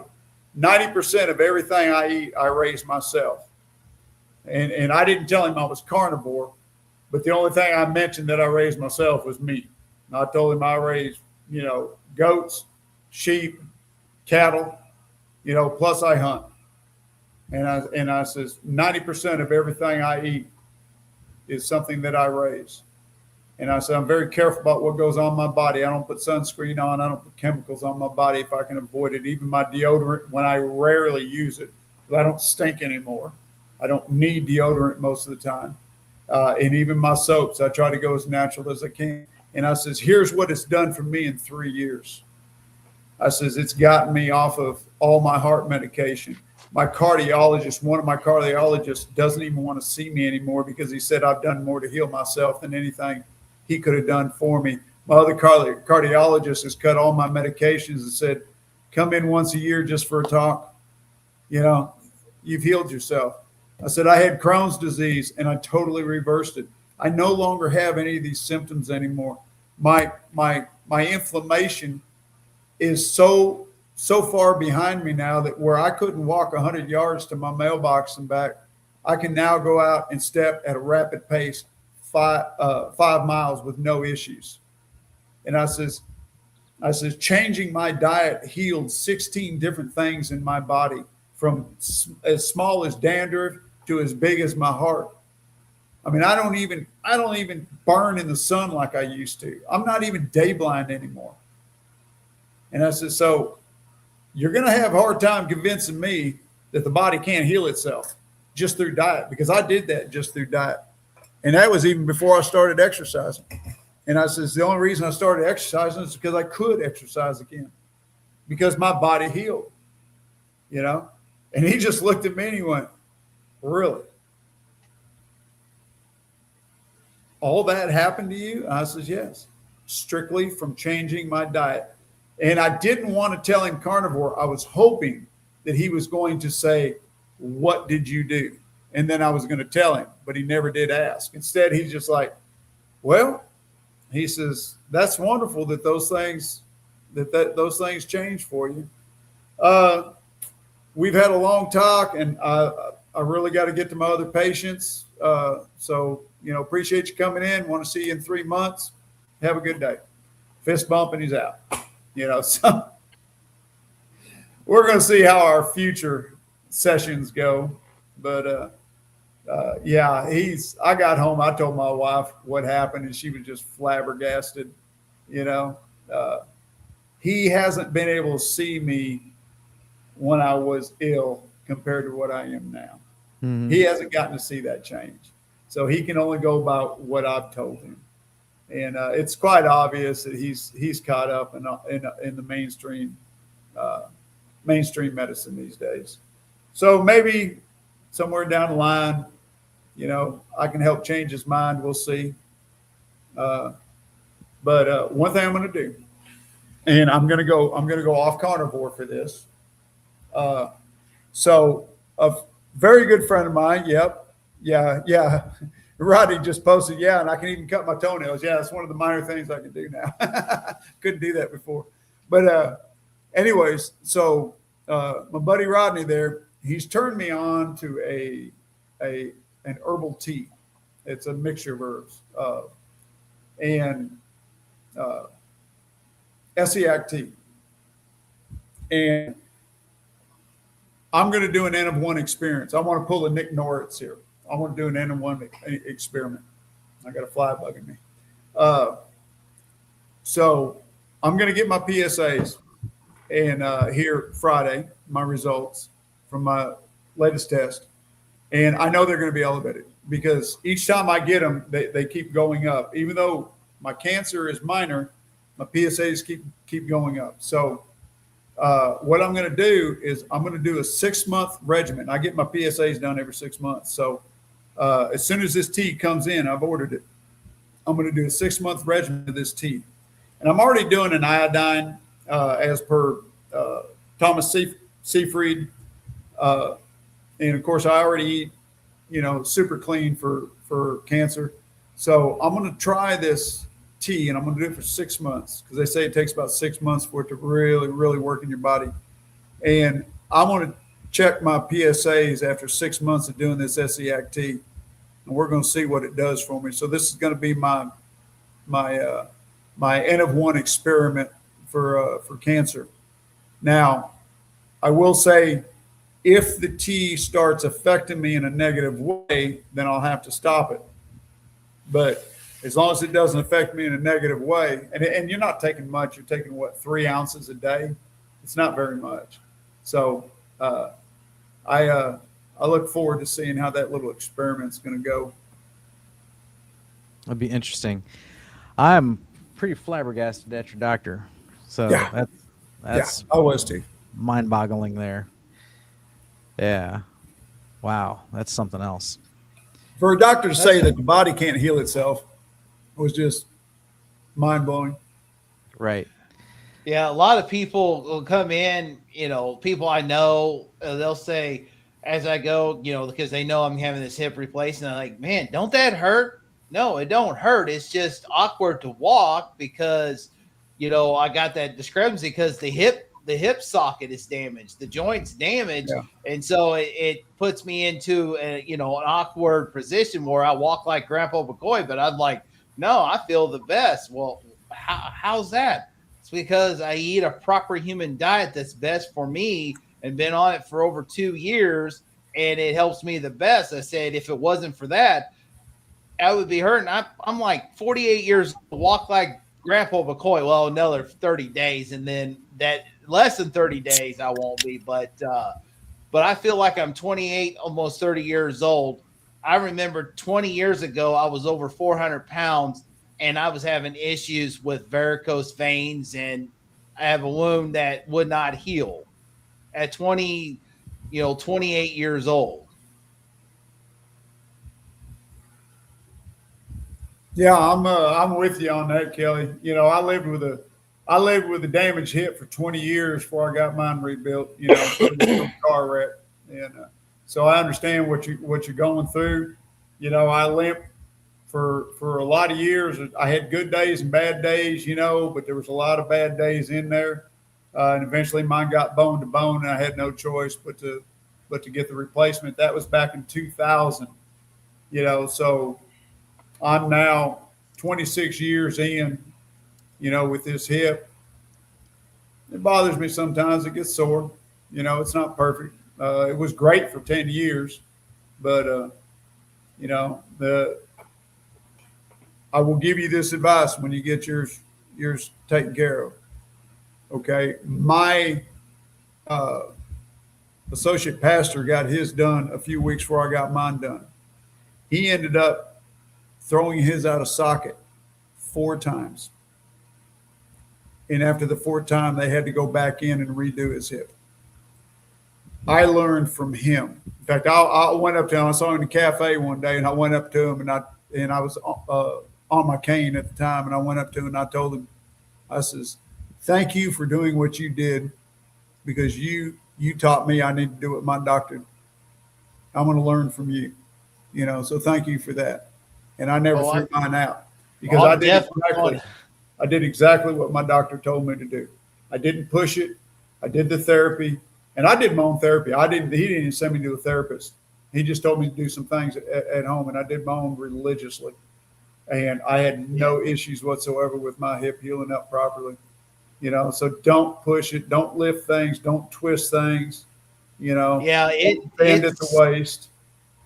Yeah, there's instructions when I got I was waiting for my FMLA papers and my short-term disability. They had to fill it out. I didn't realize that a week ago they have already emailed me back, snuck it in. I didn't know it. So I read it, and it says no bending, no lifting. It says I can drive as long as I'm not on narcotics, which I'm going to try not to take them. It's just if I need them, they're there. If I don't, I'm not going to take them.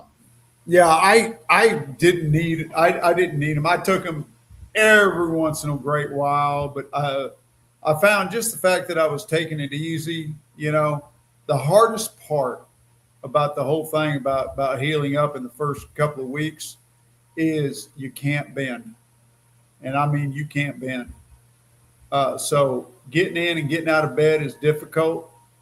I was fortunate in that I had recently, before I got mine done, I had recently gotten a sleep number bed. And with the sleep number bed, it was a great blessing to me because I could air that thing up rock hard to help me get out of bed.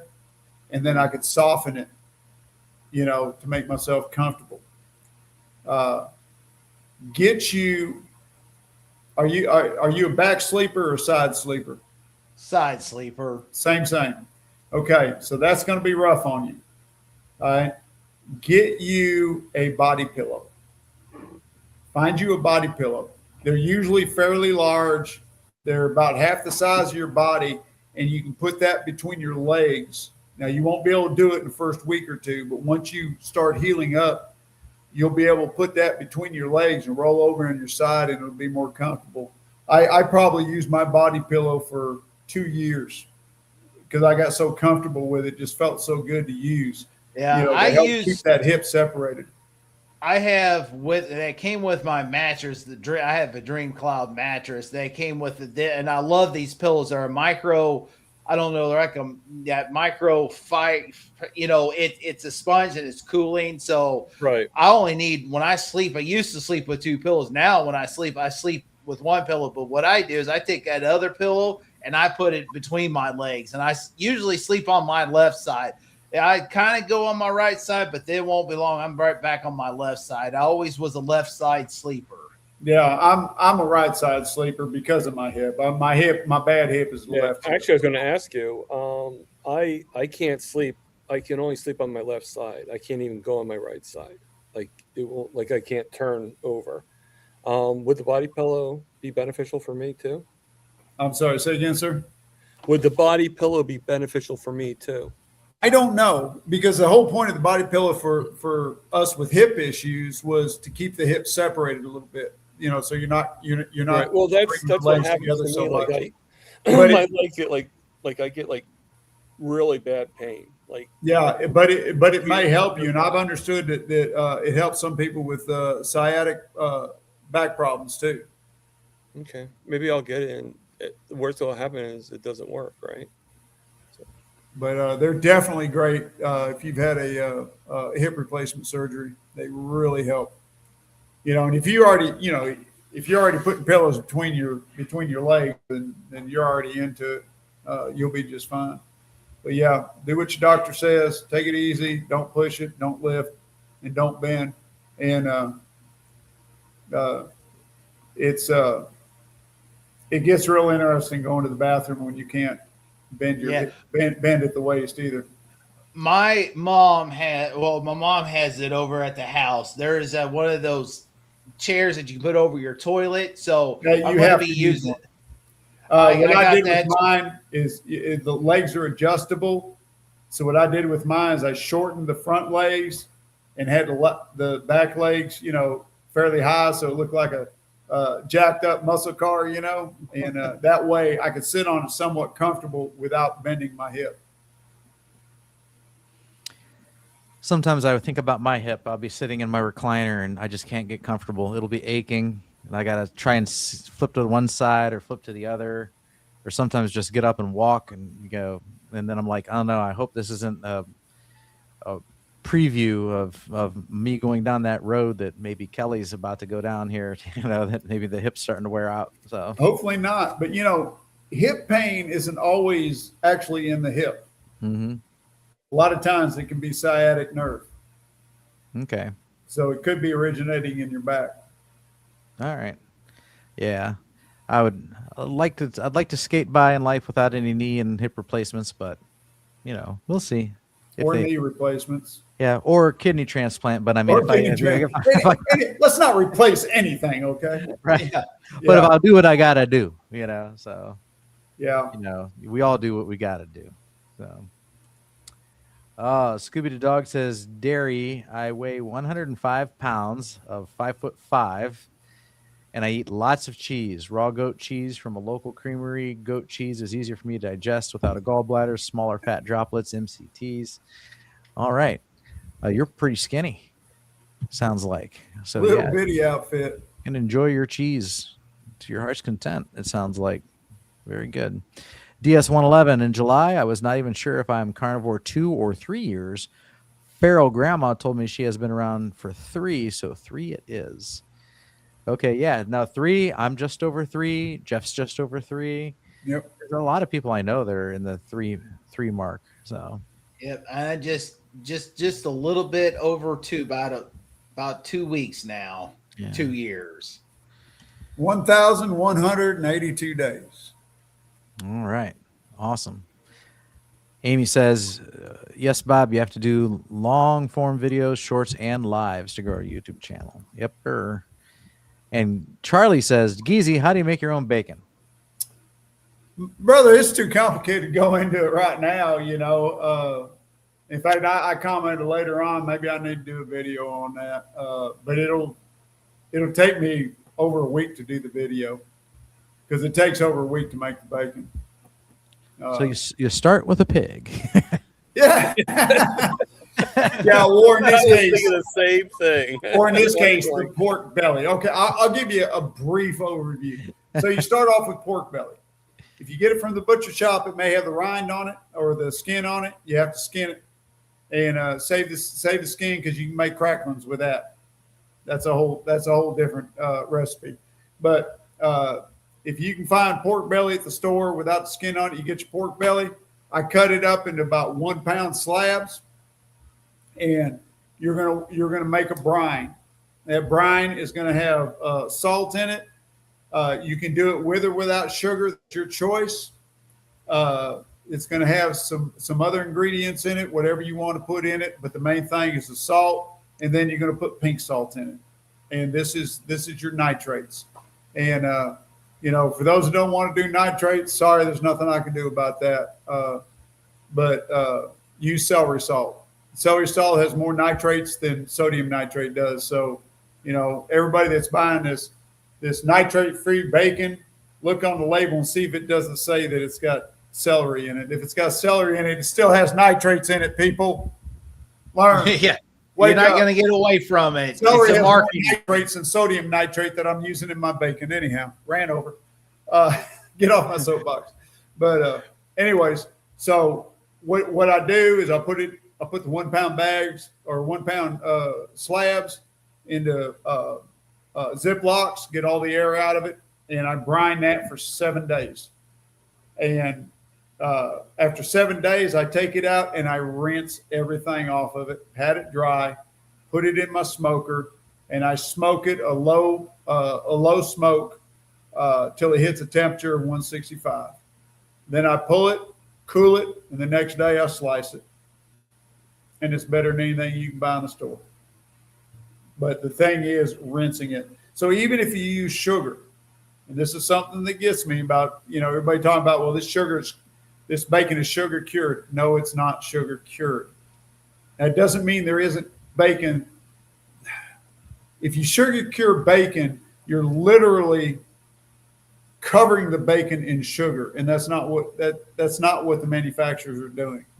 You go up the Appalachians, you can find sugar cured hams and whatnot. They're covered in sugar and they're hung up to cure out that way. Okay, the bacon you buy in the store is not cured that way. What it is in the brine, they had sugar in it. It's not sugar cured. It's still cured by the nitrates. It's the nitrates that cure it. And I can't speak for how they manufacture bacon for the stores. I do believe I've seen a video of it where they actually inject the brine into the bacon. They got 100 needles that go down into the slab and inject it. If that's how they do the bacon, then you're not rinsing that off. Granted, that's not going to be as healthy for you. But the way I make my bacon, I'm rinsing all that off of the exterior. So I'm still getting the cure from the brine and the nitrates, but all that stuff, any sweeteners I use, whatever, is getting rinsed off of that. And there might be a little residue left on it, but it's not much. But anyways, like I said, I smoke it and then I slice it. And maybe I'll do it. That'd probably be a good video. Nobody's ever done a bacon video, I don't think. Maybe I'll do a bacon video. Cook up some bacon, smoke some bacon, and it's beats anything you can get in the store. All right. Let's see here. Jerry said, I appreciated all the people that participated in this challenge. It was really designed to bring the community together and not to distance people. This is the Keto versus Carnivore Collide challenge. If you know, you know it was supposed to be fun. So I don't know. I don't know what you're talking about. I'm not aware of any drama or anything. I had fun making the video, that's for sure. And someone else posted, oh, Jeff, the challenge is over. It was just for the month of July. So technically, if you don't off want the to make hook. a cooking video, you're off the hook. I'm off the hook. But if Yeah, you you want can to show make a you're cooking interested. video anyway, I say, you know, it could keep going. You know, make a video, nominate the next person. I don't see why the train's got to stop. So, Yeah, I know, really. Just like that, hundreds of us. right, thousands of us here on YouTube. There actually, are, but there's only hundreds that I could think of that would that would do it. Well, Yeah. Latro says GLP-1s have been shown to reduce bone density. So this is a little out of my realm of knowledge, but I am wondering, could that really be from under eating and not the GLP-1 like directly? You know, if you take GLP-1s and they slow your digestion down and, you know, they kill your appetite, so you eat less. So if you under eat and you don't eat enough protein, do you lose bone density? I'm just wondering if there's a cascade of events happening there. So it's kind of like the Ozempic face, you know, and some other issues like, you know, the dependency on this and treating this like a miracle pill and still not doing everything else that you need to do right, like learn to eat right, learn to eat enough, and things like that. So I was just a little thought that came to my mind when I saw this comment. Dr. Tony Hampton recently, I say recently, I'm still trying to catch up on my YouTube videos from when I was on my trip, but at least in the past week, he had a video on the GLP-1s, and I'm afraid I didn't listen to it close enough, so I can't remember exactly what he said, but I remember somewhere in there that he was talking about how our body makes our own GLP-1, and he was talking about the different ones that they have out there and what they do, and he says he prescribes them. Mm-hmm. You know, for because he is a nutritional diet doc, and he does prescribe them for some of his patients. All right. Yeah, no, like I said, I know people that, you know, from what I understand, like I get using them to get someone started, you know, to get that appetite control under control, to get those first pounds off, to give someone some motivation. I don't see anything wrong with that, but you know, because the GLP-1 is something your body produces naturally, and that's the other thing too. You try and tell people, you know, your body will amp up its own GLP production on its own if you eat keto or carnivore. They don't want to hear that, you know, and but they still have to learn to eat a proper human diet eventually. So you cannot, like, I'm going to eat, you know, Hostess ding dongs and white Wonder Bread and take my GLP-1 and live happily ever after. It's just not going to happen, you know. So you want to take your GLP-1 and learn not to eat that crap. Start eating real single ingredient whole food, and I don't care if it's fruit and vegetables and meats and cheeses, you know. Right. Amen. And learn to eat right, and then you don't need the GLP-1, and you'll be able to control your appetite by eating nutrient dense food instead of all this nutritionalist air that's just made of seed oils and sugars that you've been eating all your life, you know. So that's I think it's okay as a tool to get started, but you can't, it's not, I don't think, except for maybe, you know, blood pressure meds and some other certain circumstances, you know, you should not start taking a medication thinking I have to take this for the rest of my life. Right. You know, Well, you might, but you know, you also, you know, but you should be thinking like, okay, how did I get here to where I needed this medication, and what can I do to maybe undo that damage? I just think that's just what people should think. But I believe it's rare that there's going to be those people that are going to come to that conclusion. And I say that from the evidence of the ones that have gotten the lap band surgeries and the stomach bypass, whatever they call them, all that. because I know we had a lot of people. That was a hit thing at our work, and we had a lot of people getting those surgeries. And out of everybody I came across that got those surgeries, in fact, one of the guys on my crew got that surgery. Of everybody I knew that got that surgery, 2 of them actually were successful because they would exercise. It taught them to eat properly, to eat better, I should say, not properly. And I watched the guy that was on my crew, and he's a friend of mine, still is a friend of mine. And all he did was stretch his stomach back out, 1 grape at a time. Because all he could eat was a grape. It was so bad. And eventually it was 2 grapes and then 3 grapes, and he started eating more and more.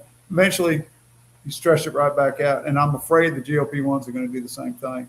They're looking for that quick fix, that magic elixir, and instead of using it to change their lifestyle, they use it, they lose the weight, and then they turn right around and they eventually overcome it. When they quit doing it, they go right back to eating the way they were, because they ain't giving up their Doritos and their M&Ms. It ain't going to happen.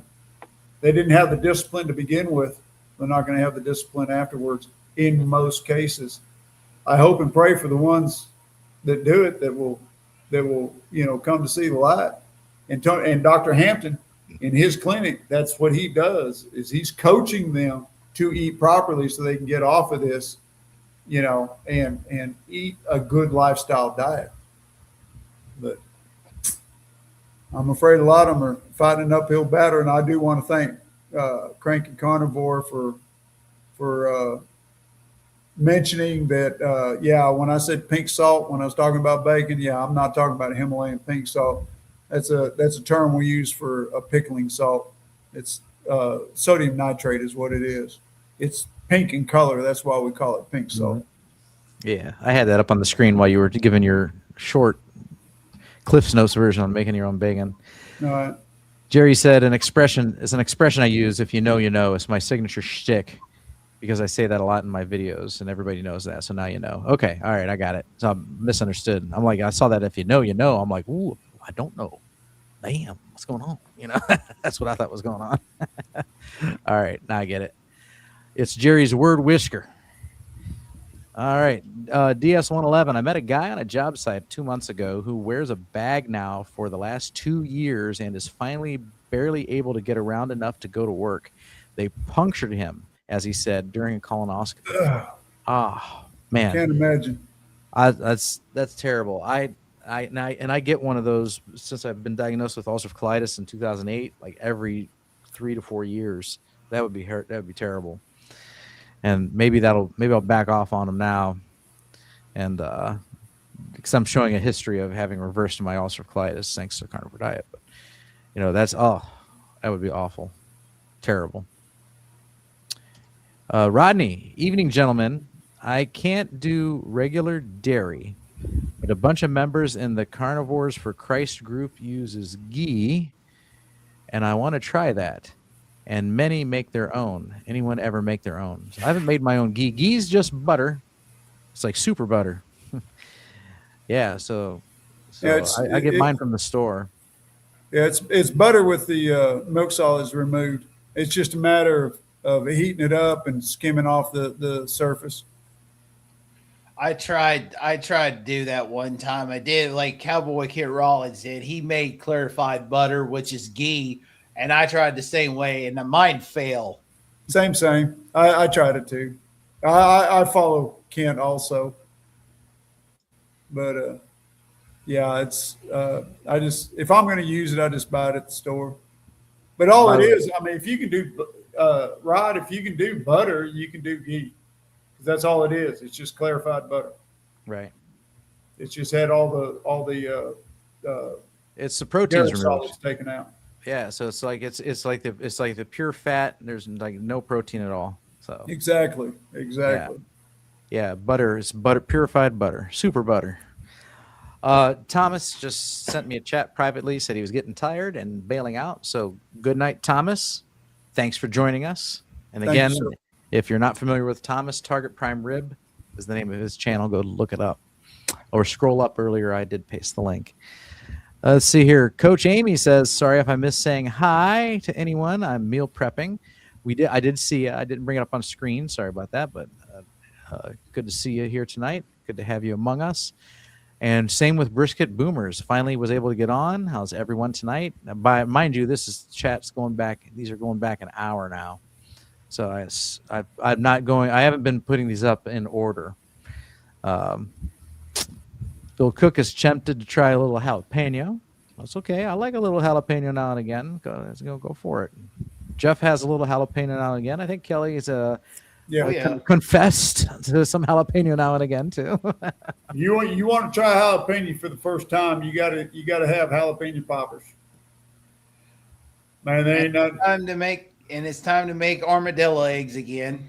Yeah, jalapeno poppers is you slice your jalapeno in half lengthwise, pull the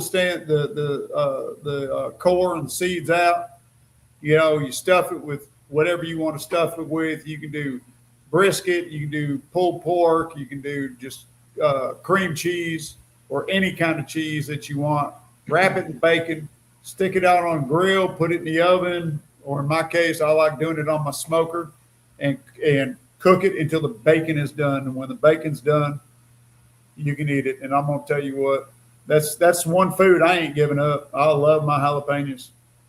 I only eat them about once a month, but I love them. In fact, I'll put them on my carnivore nachos. I'll give me some chorizo from the carniceria, cook that up. Lay out a plate of clean pork rinds, put a bunch of chorizo on there, put some cheese on it, put my jalapenos on it, and that's my big treat for the month right there. It's about once a month I'll go overboard on the cheese with my nachos and have some jalapenos with it. It is about time to make those. I hadn't had carnivore nachos in a long time. Like I said, I do it about once a month and pop them in the microwave, and I like how the fat from the cheese softens in the heating of the pork rinds, kind of turns them into a chewy, rubbery texture. And maybe some people wouldn't like that, but I like it. I enjoy it. Well, I have a YouTube, or not only YouTube short, but also on Facebook reel as well, where I did I call it carnivore breakfast muffin, bacon wrapped breakfast muffins, and it's really, really, really easy. This it's got bacon wrapped around it, and then I mixed some eggs and ground beef with some cheddar, a little bit of heavy whipping cream, put it in a muffin tin, baked for I think 20 to 24 minutes. Oh, they were so good. Now my wheels are turning to do a dairy-free version with sausage, and I found ground pork sausage at Dollar General that has no MSG in it. And I was very surprised with Smithfield. I wouldn't think they'd be like the other ones, it'd have MSG, dextrose. The last ingredient is sugar. That's it. Other than that, there's no MSG. I didn't see no MSG or nothing like on it. So $4.50 there at Dollar General. 1 pound of ground sausage. That is it 100% clean? No, but it's a lot healthier. No sausage is. No sausage is unless you make it yourself. So I mean, if anybody's out there on a bargain, unless you make it yourself, there you go. Go to Dollar General, or if you can find Smithfield, it's good. But my wheels are turning to take the pork panko, the eggs, the sausage, and make a dairy-free version and try it. Thinking about doing that and taking it on because I'm going to Indiana Friday for a meetup, so I'm gonna do those for that, and I'm gonna see what it's like. Yeah, that'll work. DS111. He continues with his the guy with the punctured colonoscopy issue, the bag. So I gave the man who wears the bag Carnivore's channel, if that is what you are reacting to. That's what we're talking about. And that's not the next one. This is. If anybody needs Carnivore, I told the man it is you. He was all ears, and I wrote down a bunch of channels for him. He found out the hard way already what vegetables do to him. His bag opened before on a job site because of all the accumulated gas in it. And that's an interesting talking point. Of course, I mean, I picture a balloon that you let go and it takes off. but no, I mean, you know, when I deviate, okay, and eat off plan and eat plants, instant gas, gas returns. If I eat carnivore, no gas. You know, and to not have gas is a blessing in my opinion. You know, and so that's just kind of interesting. And we also learn from people with colonoscopy bags like Kent Carnivore, Lee Copus, I think his name is. The vegetable matter, when you empty that colonoscopy bag, sometimes you can see the remnants of undigested vegetable matter in the colonoscopy bag. You know, because we already know that fiber's indigestible and whatnot, but you'll never ever see the remnants of any kind of meat, eggs, cheese, or animal products in that colonoscopy bag, because that stuff is 100%, not 100%, but you know what I'm saying, 100% utilized by the body. So this is one of the things that we learn about, is a carnivore diet, good for humans, because, the opposition says, no, it's terrible. But, people that wear colonoscopy bags, they got visible proof that the vegetables aren't doing them any good. They're just passing right through them, and that the meats that they eat is fine. Or you ever heard remember years ago, there was this big thing in the news about meat rots in your gut. That's why I'm grinning. I was just remembering that. Yeah. It just sits in your gut. It just sits there and rots. It doesn't digest. Totally not true, because, people that wear a colonoscopy bag, there's never any meat in it. That bag is basically like their gut on the outside of their body. So you can see exactly what's rotting in their gut, and it's full of vegetables. So like meat doesn't rot in your gut, but vegetables do. The undigested vegetation, it can rot in your gut. So anyway, just a little talking point that I thought was interesting, because the colonoscopy bag, that's not what it's called. What did they call that bag? Colostomy bag. Colostomy bag. Yeah, not colonoscopy bag. Colostomy bag. Yeah. You're close. You're close. I was like, something's not sounding right. But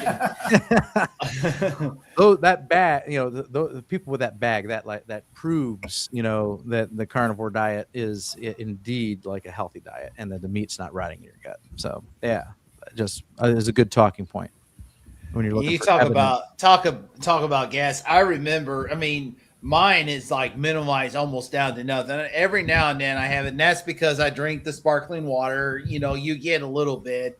I remember before, when I was on the standard diet, even early part, the keto wasn't bad, but I remember when I was on the standard diet, it was so bad that I could clear a room. That's how bad my gas was. It was so bad it curled your nose and you want to run. Now it's like nothing. I've had some, I've emitted some deadly fumes before. That's for sure. Amy says, "Who wants gas?" Yeah. Oh yeah. No, it's not like I'm not like gas free. Yeah, and it's due because I believe it's due to the fact that I swallow air when I eat. And but the difference is, it just don't stink. I don't have body odor anymore. I rarely wear deodorant. Rarely. The only time I wear deodorant is just as a precautionary, like, church, if I'm going to be around, in public in a large gathering, but normally, and I don't need it. I mean, I've been going to all these doctor's appointments. I probably put 200 miles on my bike today. I mean, my doctors are all spread out. I live in a little bitty town. Everybody else is in these cities. And I rode my bike today, 102 degrees out there, in Texas heat all day. I'm wearing a black t-shirt. I didn't even put deodorant on this morning. I don't need it. I don't stink. And trust me, if I did, it's not because I'm nose blind. If I did, my wife would let me know. That woman's got the most sensitive nose to smells I've ever known of anybody. I don't stink. And no, my stuff don't stink no more. To pull out the old cliche, oh, he thinks his stuff don't stink. No, my stuff don't stink. It really doesn't. I don't get it, but it don't. In fact, if it does, there's something wrong with me. There's something going on. So yeah, I don't have an issue with that anymore.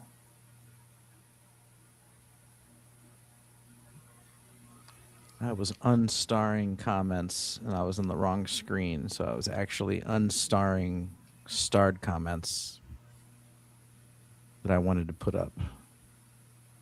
So, or no, I did those. Okay. All right. We'll come back to that. Amy said, who wants to eat lettuce right now? LOL. No. No. That's a turd Why? emoji. Why do you want to cuss us like that, Amy? I mean, seriously. I will say, I thought you were our friend. I will say, if you're still eating lettuce, that's fine. I think that what you want to do is go down and get a head of lettuce, chop it yourself. Don't buy the bagged lettuce right now, because that's where the cyclospora is being an issue. Which, by the way, in Michigan has hit 11,000 cases today, and we had the first 2 deaths. Wow. First 2 deaths from that lettuce parasite. Yep. So, so I know she says this in jest, but that is something to take seriously. So if you're doing lettuce, get ahead, chop your own. I'd avoid the bag lettuce for now, because I think they still think that's where the source of it came from. All right. Aaron is 5'9", just fits into 32 pants, relaxed fit. Awesome. Cool. Very good. All right. Rock and Amy is 5'9", between 175 and 180. Very good. All right. And then Aaron also says, Healing Humanity did dinner and movie 2 hours each way. 100% would do it again. I'm glad you enjoyed yourself. I know I would have loved it. I've been to one of his meetups before, and it's just like, and if I knew about it sooner, and I just could have planned better. But like when I heard about it, I just had days to think about it, and I was like, yeah, I'm going to do this, and then I was just like, I'm just trying to, nah. Charger Mopar says, I know the movie will be a success when it is on BitTorrent. That's hilarious, actually. That's true. What's BitTorrent? It's the way you can illegally copy and pirate media. Oh. Yeah. So it's this network where computers are connected to each other, and let's say you want the Healing Humanity movie, we'll just use it as an example, and you've got 500 people that have a copy on it on their computers. And so what your computer does is contacts each of them and asks for a little piece of it. And then once it has all 500 pieces, it reassembles it, and now you have a copy on your hard drive. So you didn't technically copy it, but it doesn't matter, because you do now own an illegal copy that you don't have a license to play or own. So it's still illegal either way. But that's just how people are getting stuff without paying for it. Robin Refined Fire asks, is the National Library of Medicine National Center for Biotechnology Information a legit site for articles? And the answer to that is a resounding yes. Okay, absolutely. It's very, very on the up and up. It's completely legitimate, probably one of the most respected sources available. The NCBI is part of the National Library of Medicine, and it's a government resource. And here's what we all use it for. Me and Baker, Barry, Saladino, all kinds of people, Nick Norwitz. It's PubMed. So PubMed, the main search engine for biomedical research papers, that's actually part of the National Center for Biotechnology and Information. So PubMed is what we all use, and the various databases there when we're like, hey, studies show usually that's where all those studies have been cataloged and organized and are searchable and are made available, usually for free. Some they want money for, but it is a good resource, particularly PubMed.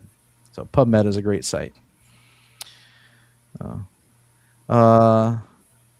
at the same time, just like everything else, just like politics, just like religion, and just like diet, you're going to have research articles that say this is great, and then you're going to have the opposition with their research articles saying this is terrible. So you gotta read it for yourself and come to your own conclusion. Well, actually read and understand what the study says. Yeah, don't just read the headline. No, and don't read the conclusion. And don't just read the conclusion. It's just like the study that says red meat causes cancer. Actually read the study and you find out they didn't actually test red meat. Yep, they just noticed that there's a questionnaire prevalence in cancer higher among those who answered yes, they ate red meat on food frequency questionnaires, which really tells you nothing. Which tells you nothing, and they can't. They considered a McDonald's hamburger red meat, but if you talk to somebody like Dr. Baker, he'll tell you, or not Baker, Chafee, he'll tell you that's a vegetarian diet. Eating a McDonald's hamburger is mostly vegetarian. It's not a meat diet, So they included things like eating hamburgers in their food survey. So you got to actually read it to understand what it is they're saying. Yeah, when they go attack and they'll say, "Oh, red meat's pro-inflammatory," it causes inflammation and all that. They'll compare it to that McDonald's hamburger, but sadly it's just that little patty gets the demonized, but they don't demonize the rest of it that causes the issues. Exactly. They don't look, and this is why you've got to read these papers objectively and understand what it is you're reading, because half the time they're very biased.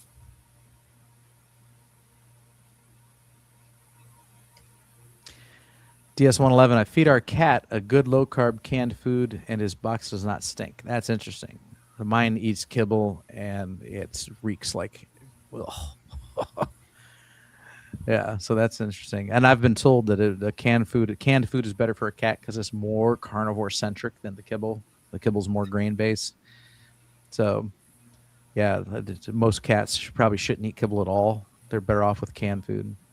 Yeah, all my cats are barn cats, and I got too many right now. They've all had kittens, so I'm overrun with them. But they get a little bit of kibble to keep them around, but their main diet is eating rats. They go out and hunt their own. Calorie counting carnivore. Did you all hear or talk about Carnicon yet? I got my ticket today after hearing about it at Kent Carnivore's YouTube and can't wait. So, no, and this is kind of interesting. If anybody knows anything about Carnicon, I'd like to hear about it. So, I saw this last year or the year before. I think it was its first year. So supposedly, I can actually bring it up. Let me bring it up here. I look at this and I'm like, man, I don't know. Carnicon, because they want money, and it's supposed to be a 3-day virtual event.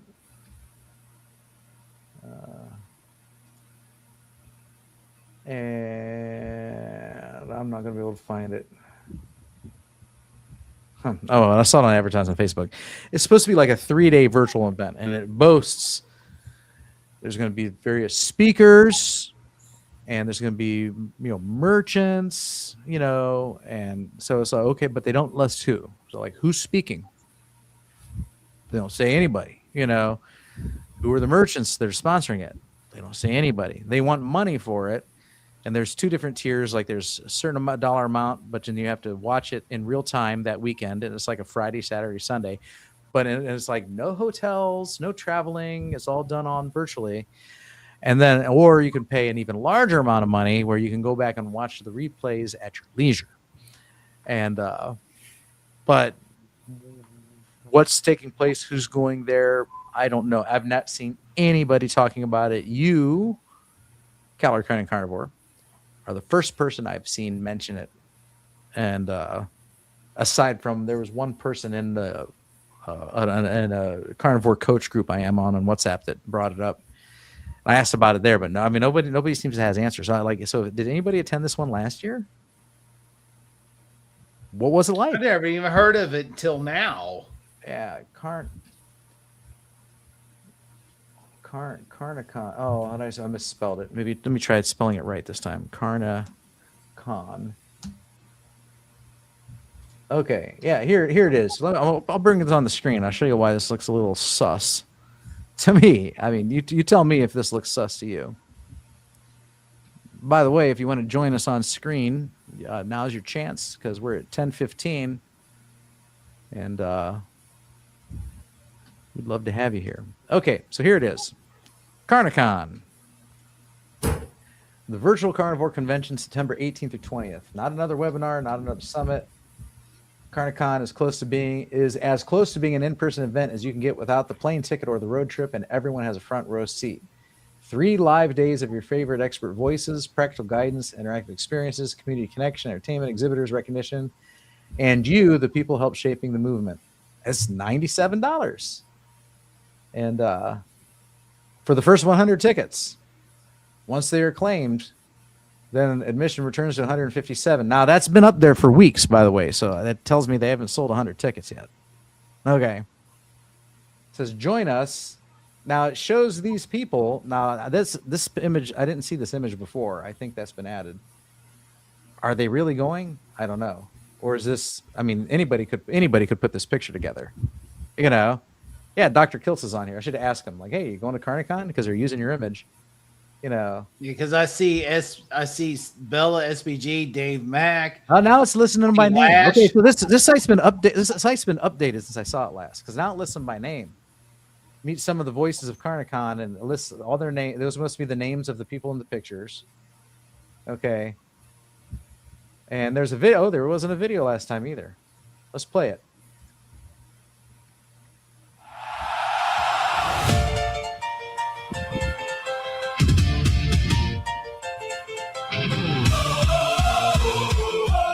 Kind of long.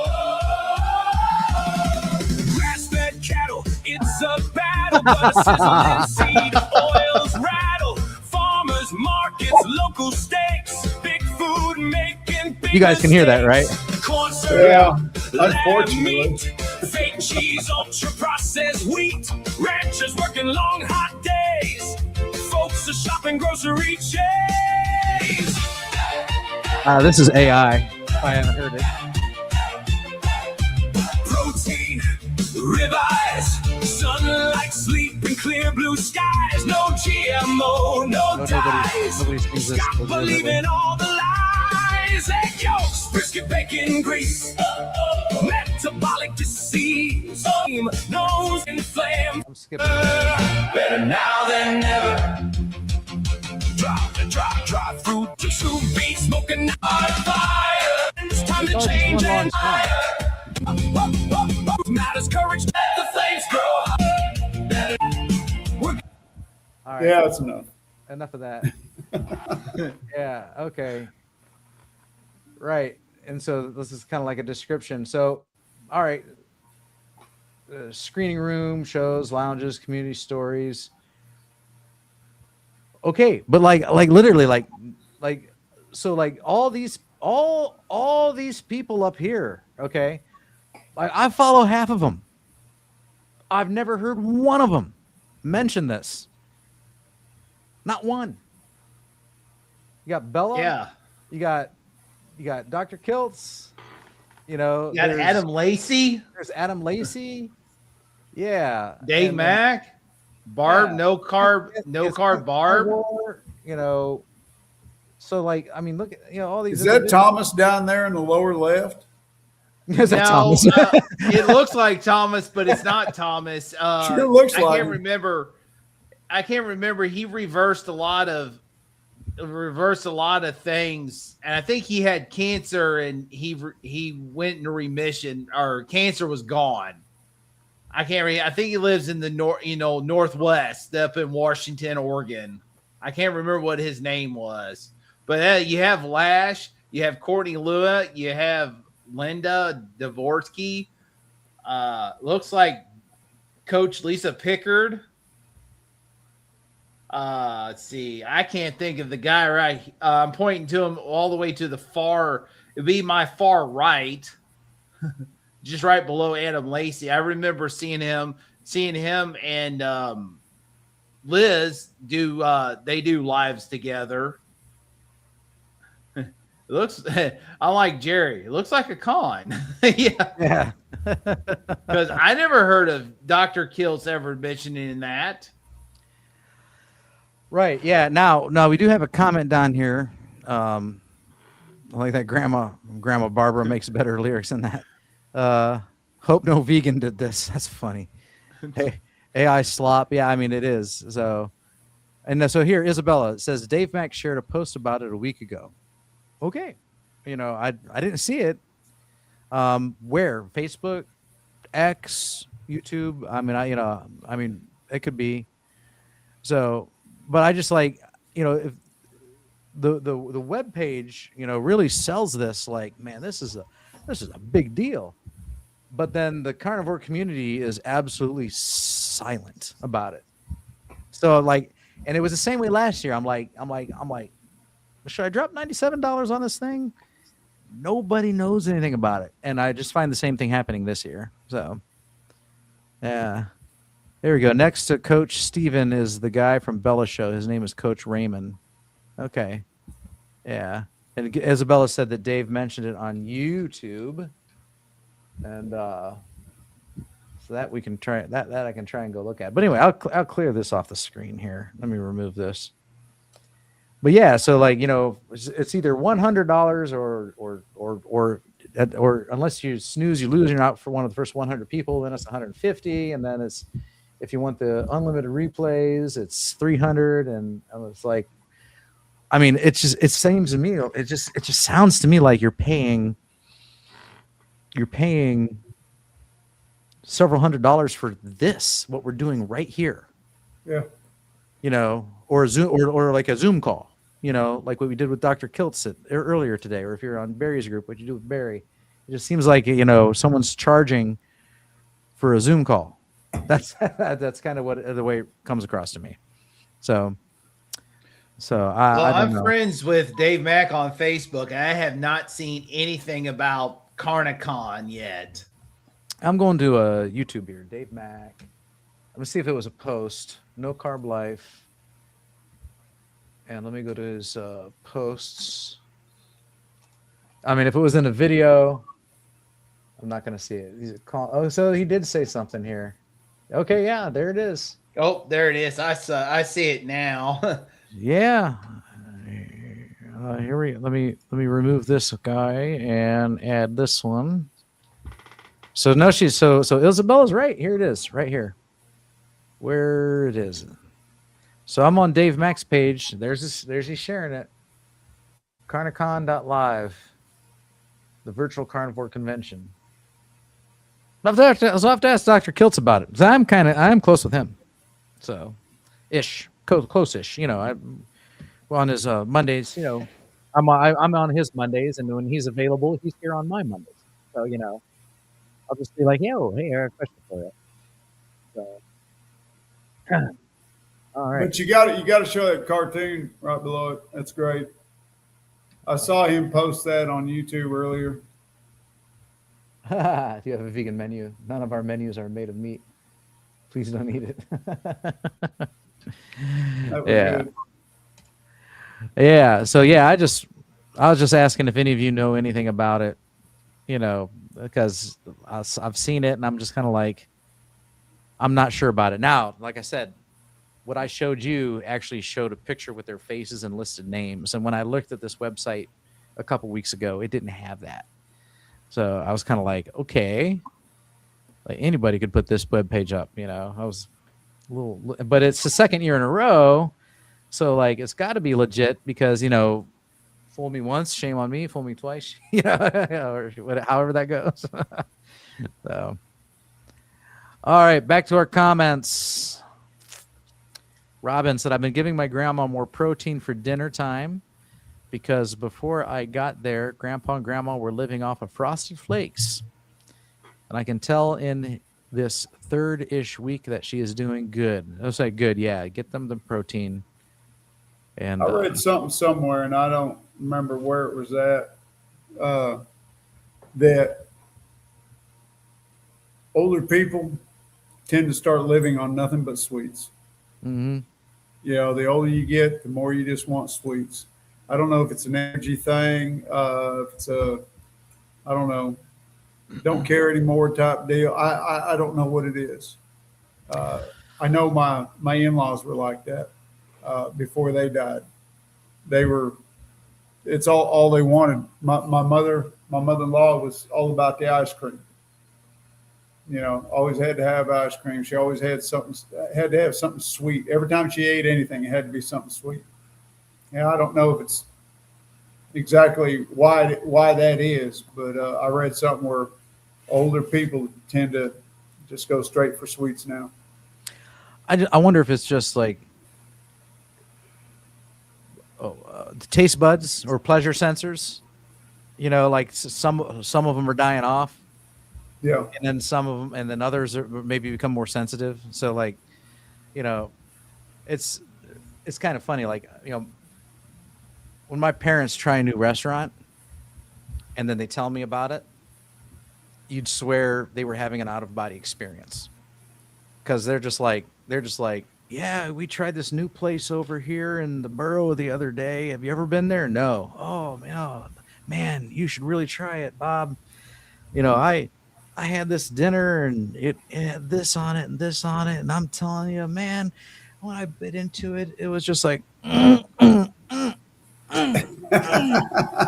it was so good. I'm like, whoa, calm down.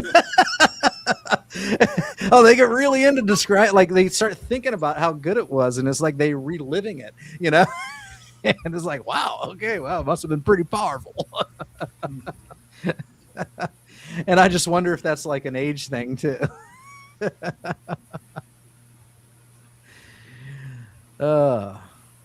So they aren't, Robin continues, they aren't thrilled about veggies and fruit. I was glad to hear that, but they do like the baked potatoes. So, well, just do the best you can. So it's kind of one of those things, how old are they? They've lived a lifetime. They've kind of earned the right to eat what they want. I know you want them to, fare better. So you try and guide them as best you can. Yeah, you can lead a horse to water, but you can't make him drink. DS111 said, a woman I know said her doctor told her to avoid red meat. Listen to me, I said. I'm not a doctor. I think I started that by accident. I think I was bookmarking my spot earlier. Let's see here. Already did that. Oh, this is good information. Scooby the dog here. If someone has trouble with cow dairy and wants to try, goat has some different properties, makes it easier to digest. Or some people potentially do better with A2 cows without the A1 protein, which apparently is more inflammatory for people who are sensitive. That is accurate. So that is good information. I can drink both kinds of milk without issue. But I do know some people that they can't drink the A1, but they can drink the A2. And again, I'm not like big on the caring so much about pasteurized versus raw, but I have to admit I've got someone that I do carnivore with locally who's got a bunch of kids, and they cannot drink pasteurized milk, but they can drink raw milk just fine. So, and it's proof positive. I've seen the evidence, so it's interesting. I don't understand it too much. I do. I mean, I get it. Like there's the natural lactase in it that doesn't get cooked out when you boil the milk and other things like that. But it's pretty remarkable to see these kids that could not drink milk, or this family that could not drink milk, but they can drink raw milk and have no problem with it. They were the ones that gave me my raw milk for the first time, by the way. So, Now, seeing a reverse turn, I've got a goat that's living off of cow's milk. oh yeah, Yeah. Yeah, I even did a video on it. We one of our babies was abandoned by the mother, and so I'd have to wrestle her into a corner of the barn and force her to allow the baby to eat.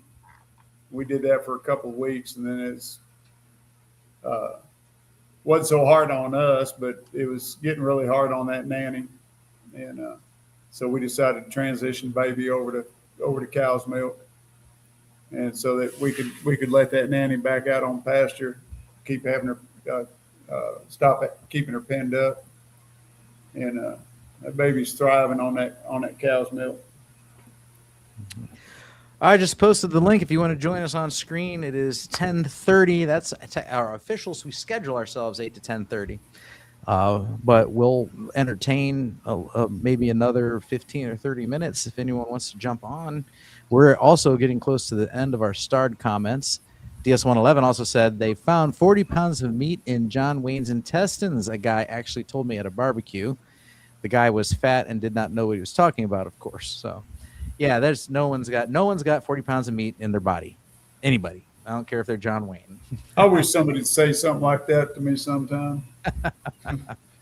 If all the meat I ate that's in my gut, I guarantee I'd be heavier. If that was true, I would be heavier than I was before I started Carnivore. I'd be over 400 pounds. So yeah, no, there's no way. Carney Khan, Keyhint Khan, and again, I don't want to slam this because I don't know. Like I'm just like I'm. It's my honest plea to the community. Like, does anybody know anything about Carnicon? Because there's not a lot of buzz about it. So I don't know. I don't know what what it does generate buzz. Healing Humanity meetups, Hack Your Health in November. Meat stock in the spring, like those things generate the carnivore cruise that you can take in the summer. There's a color, and there's a couple of them. There's a couple carnivore cruises you can take, and those things generate a lot of buzz. But this, I just saw advertised on Facebook, and it's virtual, and I was like, okay, where's the buzz? Let's see here. But yeah, I mean, it could be a legit thing. I'm not saying it's not a legit thing. I'm just like, does anybody know anything about it? That's all I want to know. All I want to know.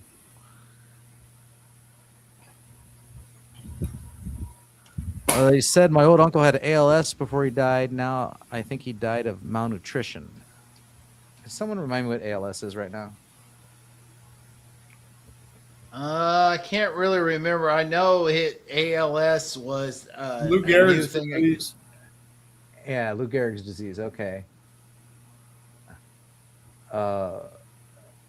Amyotrophic lateral sclerosis is a progressive neurodegenerative disease that affects nerve cells in the brain and spinal cord, leading to muscle weakness and atrophy. So it's another sclerosis. Yeah,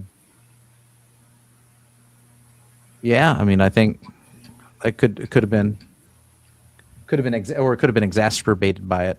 And the only reason I say that is because the sclerosis that I'm more familiar with. Someone brought one up a couple weeks ago that I hadn't heard of either. It was another kind of sclerosis, and then there's multiple sclerosis, MS. Yes, MS. Like MS. Like, so I know people with MS, and who have reversed their conditions with the carnivore diet. Mm-hmm.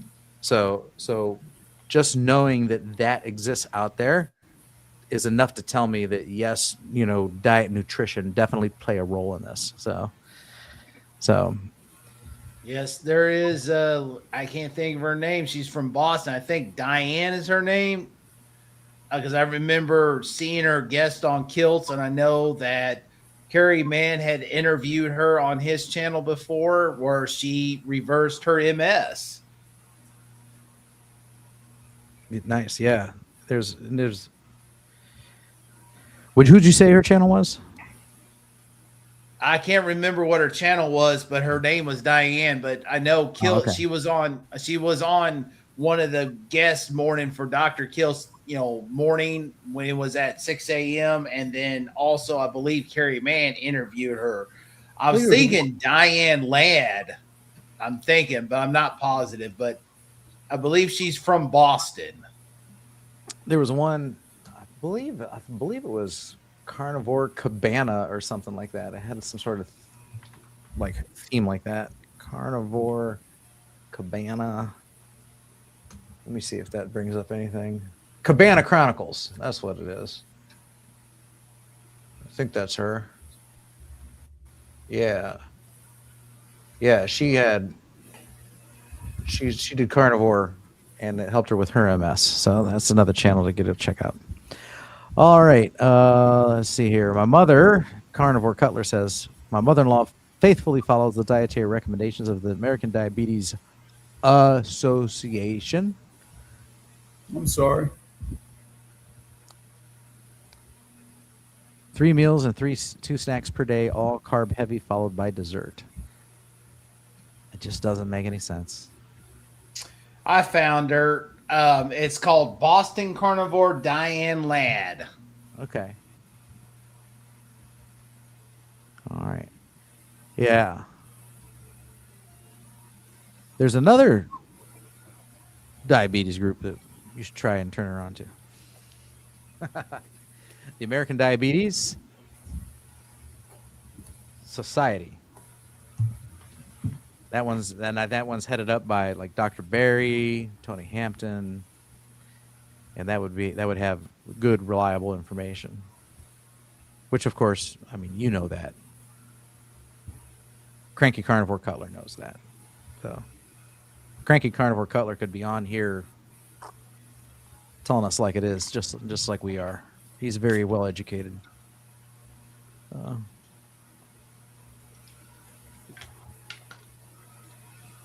Yeah, just like Bill says, turn them on to the American Diabetes Society. All right. Sandy says he saw you bottle feeding that sweet baby. Yeah, that was Rambo. He's my little buddy. Rodney says, I overdid raw A2 whole milk, half gallon daily. Woo! And could have drank a gallon, but it's too expensive. I have a problem with casein, so had to quit. That's why I'm investigating ghee. Yeah, I mean, ghee is just butter. Like, you're not going to use ghee for anything besides Cooking, scrambling some eggs. Like cooking or recipes. Yeah. That's what ghee is for cooking, because it doesn't brown. When you get rid of the milk solids out of it, that's what browns in butter is the milk solids. So when you get rid of that, you got clarified butter, which is ghee. Then you use that for cooking, and it doesn't brown. But I'll tell you what it tastes like. If you've never had it, first time I used ghee, it reminded me of what they used to put on popcorn at the movie theater for buttered popcorn. It tasted like buttered popcorn to me. Of course, now they use soybean oil, with butter flavoring, but they used to use ghee in the movie theaters for buttered popcorn. That's what it reminded me of.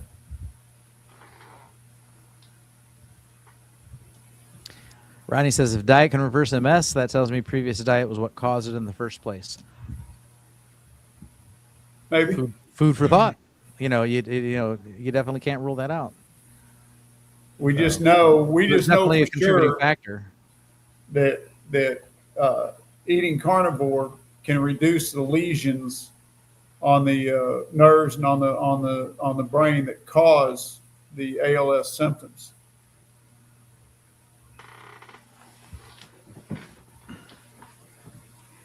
Dave Mack has playlists of various issues, and multiple sclerosis has 29 videos. Yeah, that's true. Yeah. He's got a good way of searching his videos too. So yeah, no, that's good. Rodney says, I'm thin, so I need fat from ghee since I'm currently not doing butter. All right. Yeah, no, that would be fine. Yeah. Yeah, ghee. I mean, and if you're trying to stay away from dairy, then it's tallow for you. That's really what it comes down to. You know, butter, ghee, tallow, bacon fat, duck Try fat. duck fat. Yeah, duck If you can fat. find it, it's not cheap, but find duck fat. That's good You know, stuff too. those are all your animal fats. And then if Yep. you want to diverge from animal fats, coconut oils, okay. You know, olive oil. I wouldn't cook with it though. You know, nothing high heat. Avocado oil. You know, those are more better as garnishes than actually like cooking food with though. So Go find you some of the roadside stands and go get you some cracklings. You know, I know you live in Louisiana. You got them all over. Go hit up those roadside stands, get you some cracklings. They're probably all fried in lard. I do tallow, but I miss butter. Well, I will say, based on your previous comment, you said it was the protein, right? I have a problem with casein, hard to quit. That's why I'm investigating ghee. So yeah, so like the ghee should have no casein in it. Let me just verify. Ghee should have no casein, correct? Yeah, casein in the whey is removed. Right, clarified ghee. Yeah. Ghee casing, whey removed. That's the whole point of the clarifications. Yeah, so you'll do fine. If casein's the issue, you'll do fine with ghee. You'll get to enjoy that butter. It'll be as close to butter as you can get Yeah. because it came from butter. It's And- basically butter. Personally, I like the flavor of it myself. Yeah. So yeah, go for it. Now, I just had this evening. I didn't eat till about almost 5 o'clock today. Excuse me, and I just had a busy day. But I'd cooked up a roast, chuck roast, a couple of days ago. Put it in crock pot overnight, you know, and I put 1 stick of salted butter in it, and just some salt, a little bit of garlic powder on the meat. Let that cook all night long. Of course, when I stored it, I poured that butter over it. So now that butter's all solidified around that roast, and I just dig some out and I put it in a bowl. You don't want to put it on a plate, you know. And I make sure I get plenty of that solidified butter. So when I'm eating that, after I heat it up, I'm eating that roast, and it's just drowning in butter. Oh, it tasted so good. You then gave me an idea with this clarified butter, this ghee. I'm going to try it again with the popcorn pork rinds that I did, where I did butter. Because when you said movie, they used to do that for movie theater popcorn. I'm thinking, I wonder how it tastes. I might get a jar of that, melt it, and it tastes just like mix it up in their pork rinds and put a little bit of that popcorn salt I have on it, that Redmond's popcorn salt. I'm going to give it a try again. Yeah, or just, and don't even pour it over. You just dip it in it.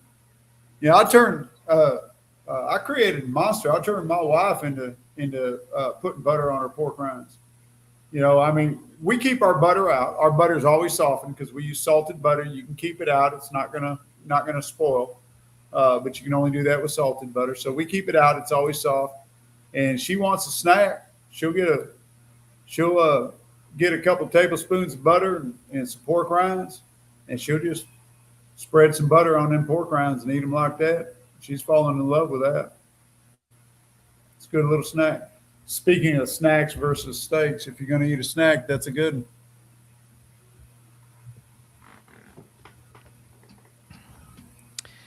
Let's see here.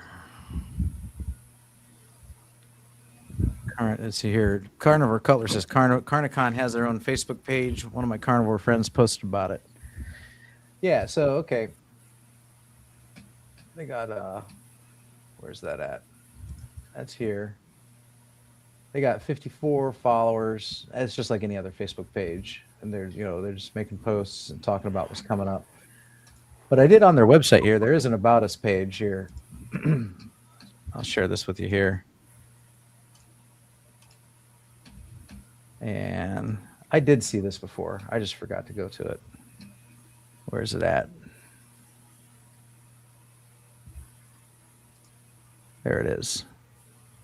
Yeah. So we got this here. Let's see here.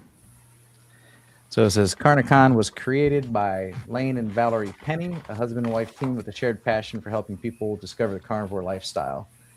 Lane is now managing Crohn's disease, and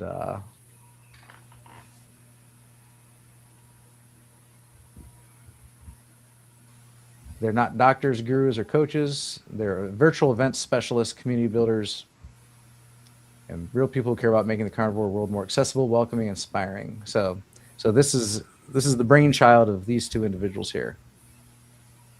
So Lane reversed Crohn's disease. That's good. I mean, Jeff reversed Crohn's disease. Yep. You know, and I reversed ulcerative colitis. So that's awesome. So you know, okay. So there we go. They put their faces on it, and kudos to that. You know, I think that's good.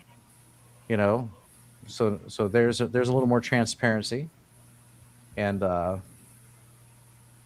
know, they're very open about what's going on here. So they're people that found, you know, they bettered their health on a carnivore diet, and now they're trying to get the word out. I mean, and isn't that basically all of us? Yep. You know, we're all doing the same thing, and so this is their means of doing it. So, all right, you know, I mean, you know, it might be interesting. I just want to know. Like I said, it was last year. I saw this last year, and then I just saw it again this year, and I'm just kind of like, I want to know more about it. That's all, because I haven't heard much buzz about it, and I want to know before I drop any kind of money on it. Did someone else drop money on it and said, yes, this was worth my dime? That's what I want to know, you know. It's kind of like this fall. I've had a lot of people say, like, Hack Your Health is awesome. Okay, Hack Your Health was awesome. You know, so I got 2 tickets to Hack Your Health. Now I got to buy a hotel room and a plane ticket and a rental car. And it cost me actually quite a bit to go to Hack Your Health in November. After November, I'll be able to tell you, was it worth it or not? I will find out. So, all right. But a lot of people say it's worth it. A lot of people love it. They go year after year after year.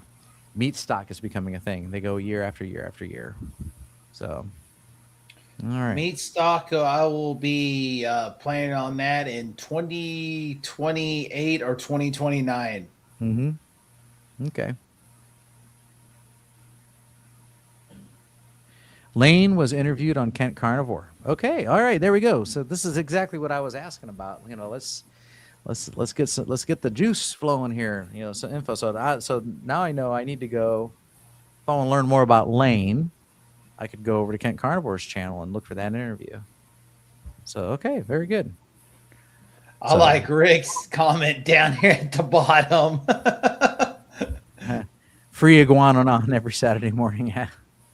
Yeah, Saturday over on Rick's channel, 8 a.m. Eastern time. Quack Stock. He'll tell you all about it. Charger Mopar on YouTube. Go check it out. There's yeah. So you know, like, you know, it'd be great. You know, I'd like to meet this guy Lane and you know, break steaks with him. You can't say break bread with you. You know, have some steak with him and hear about his carnivore success story. I'd love to hear it. All right.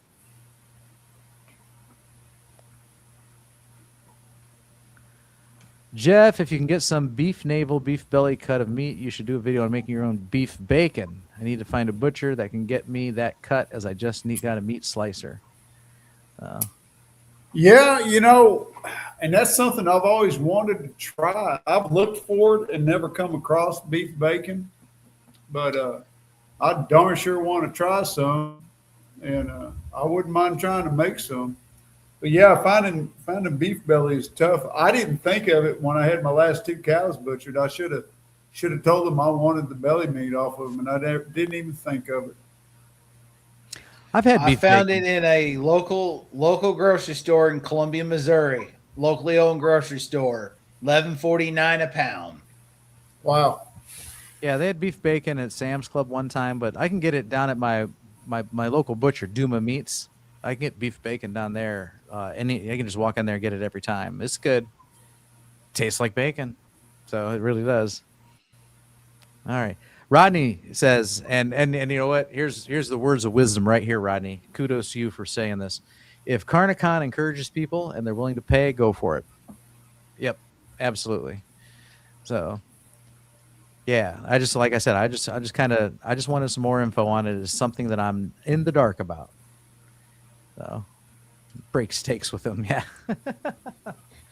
So, yeah, what would you say? What would you say? We're not gonna say, hey, let's break bread. I'm not gonna break bread with anybody. I know that's just a figure of speech, though. All right, let's talk. Let's talk over bacon. Let's talk over burgers. Walmart sells beef bacon, but it shrinks down to a quarter of the original size. Yeah, I've never seen it at our Wally World. Jerry I haven't says, either. it's exactly what I tell my local coaching clients. You can come to my house anytime, and we will always break beef together. All right. All right, folks. The well is running dry. You break bread to feed ducks. That's right. Okay. All right. So that's it. Theme-wise, we had talked about earlier the big food cashing in, trying to cash in on the carnivore trend. Okay, how do we know that? Why? Well, there's a market boom. The sale of meat products is up. Meat sellers like Tyson is showing record sales in 2026, and they're projecting the market to double by 2036 over the next 10 years. And what's driving this growth? Packaged meat snacks, jerky, bone broth, and simplified animal-only products, with beef leading the charge here.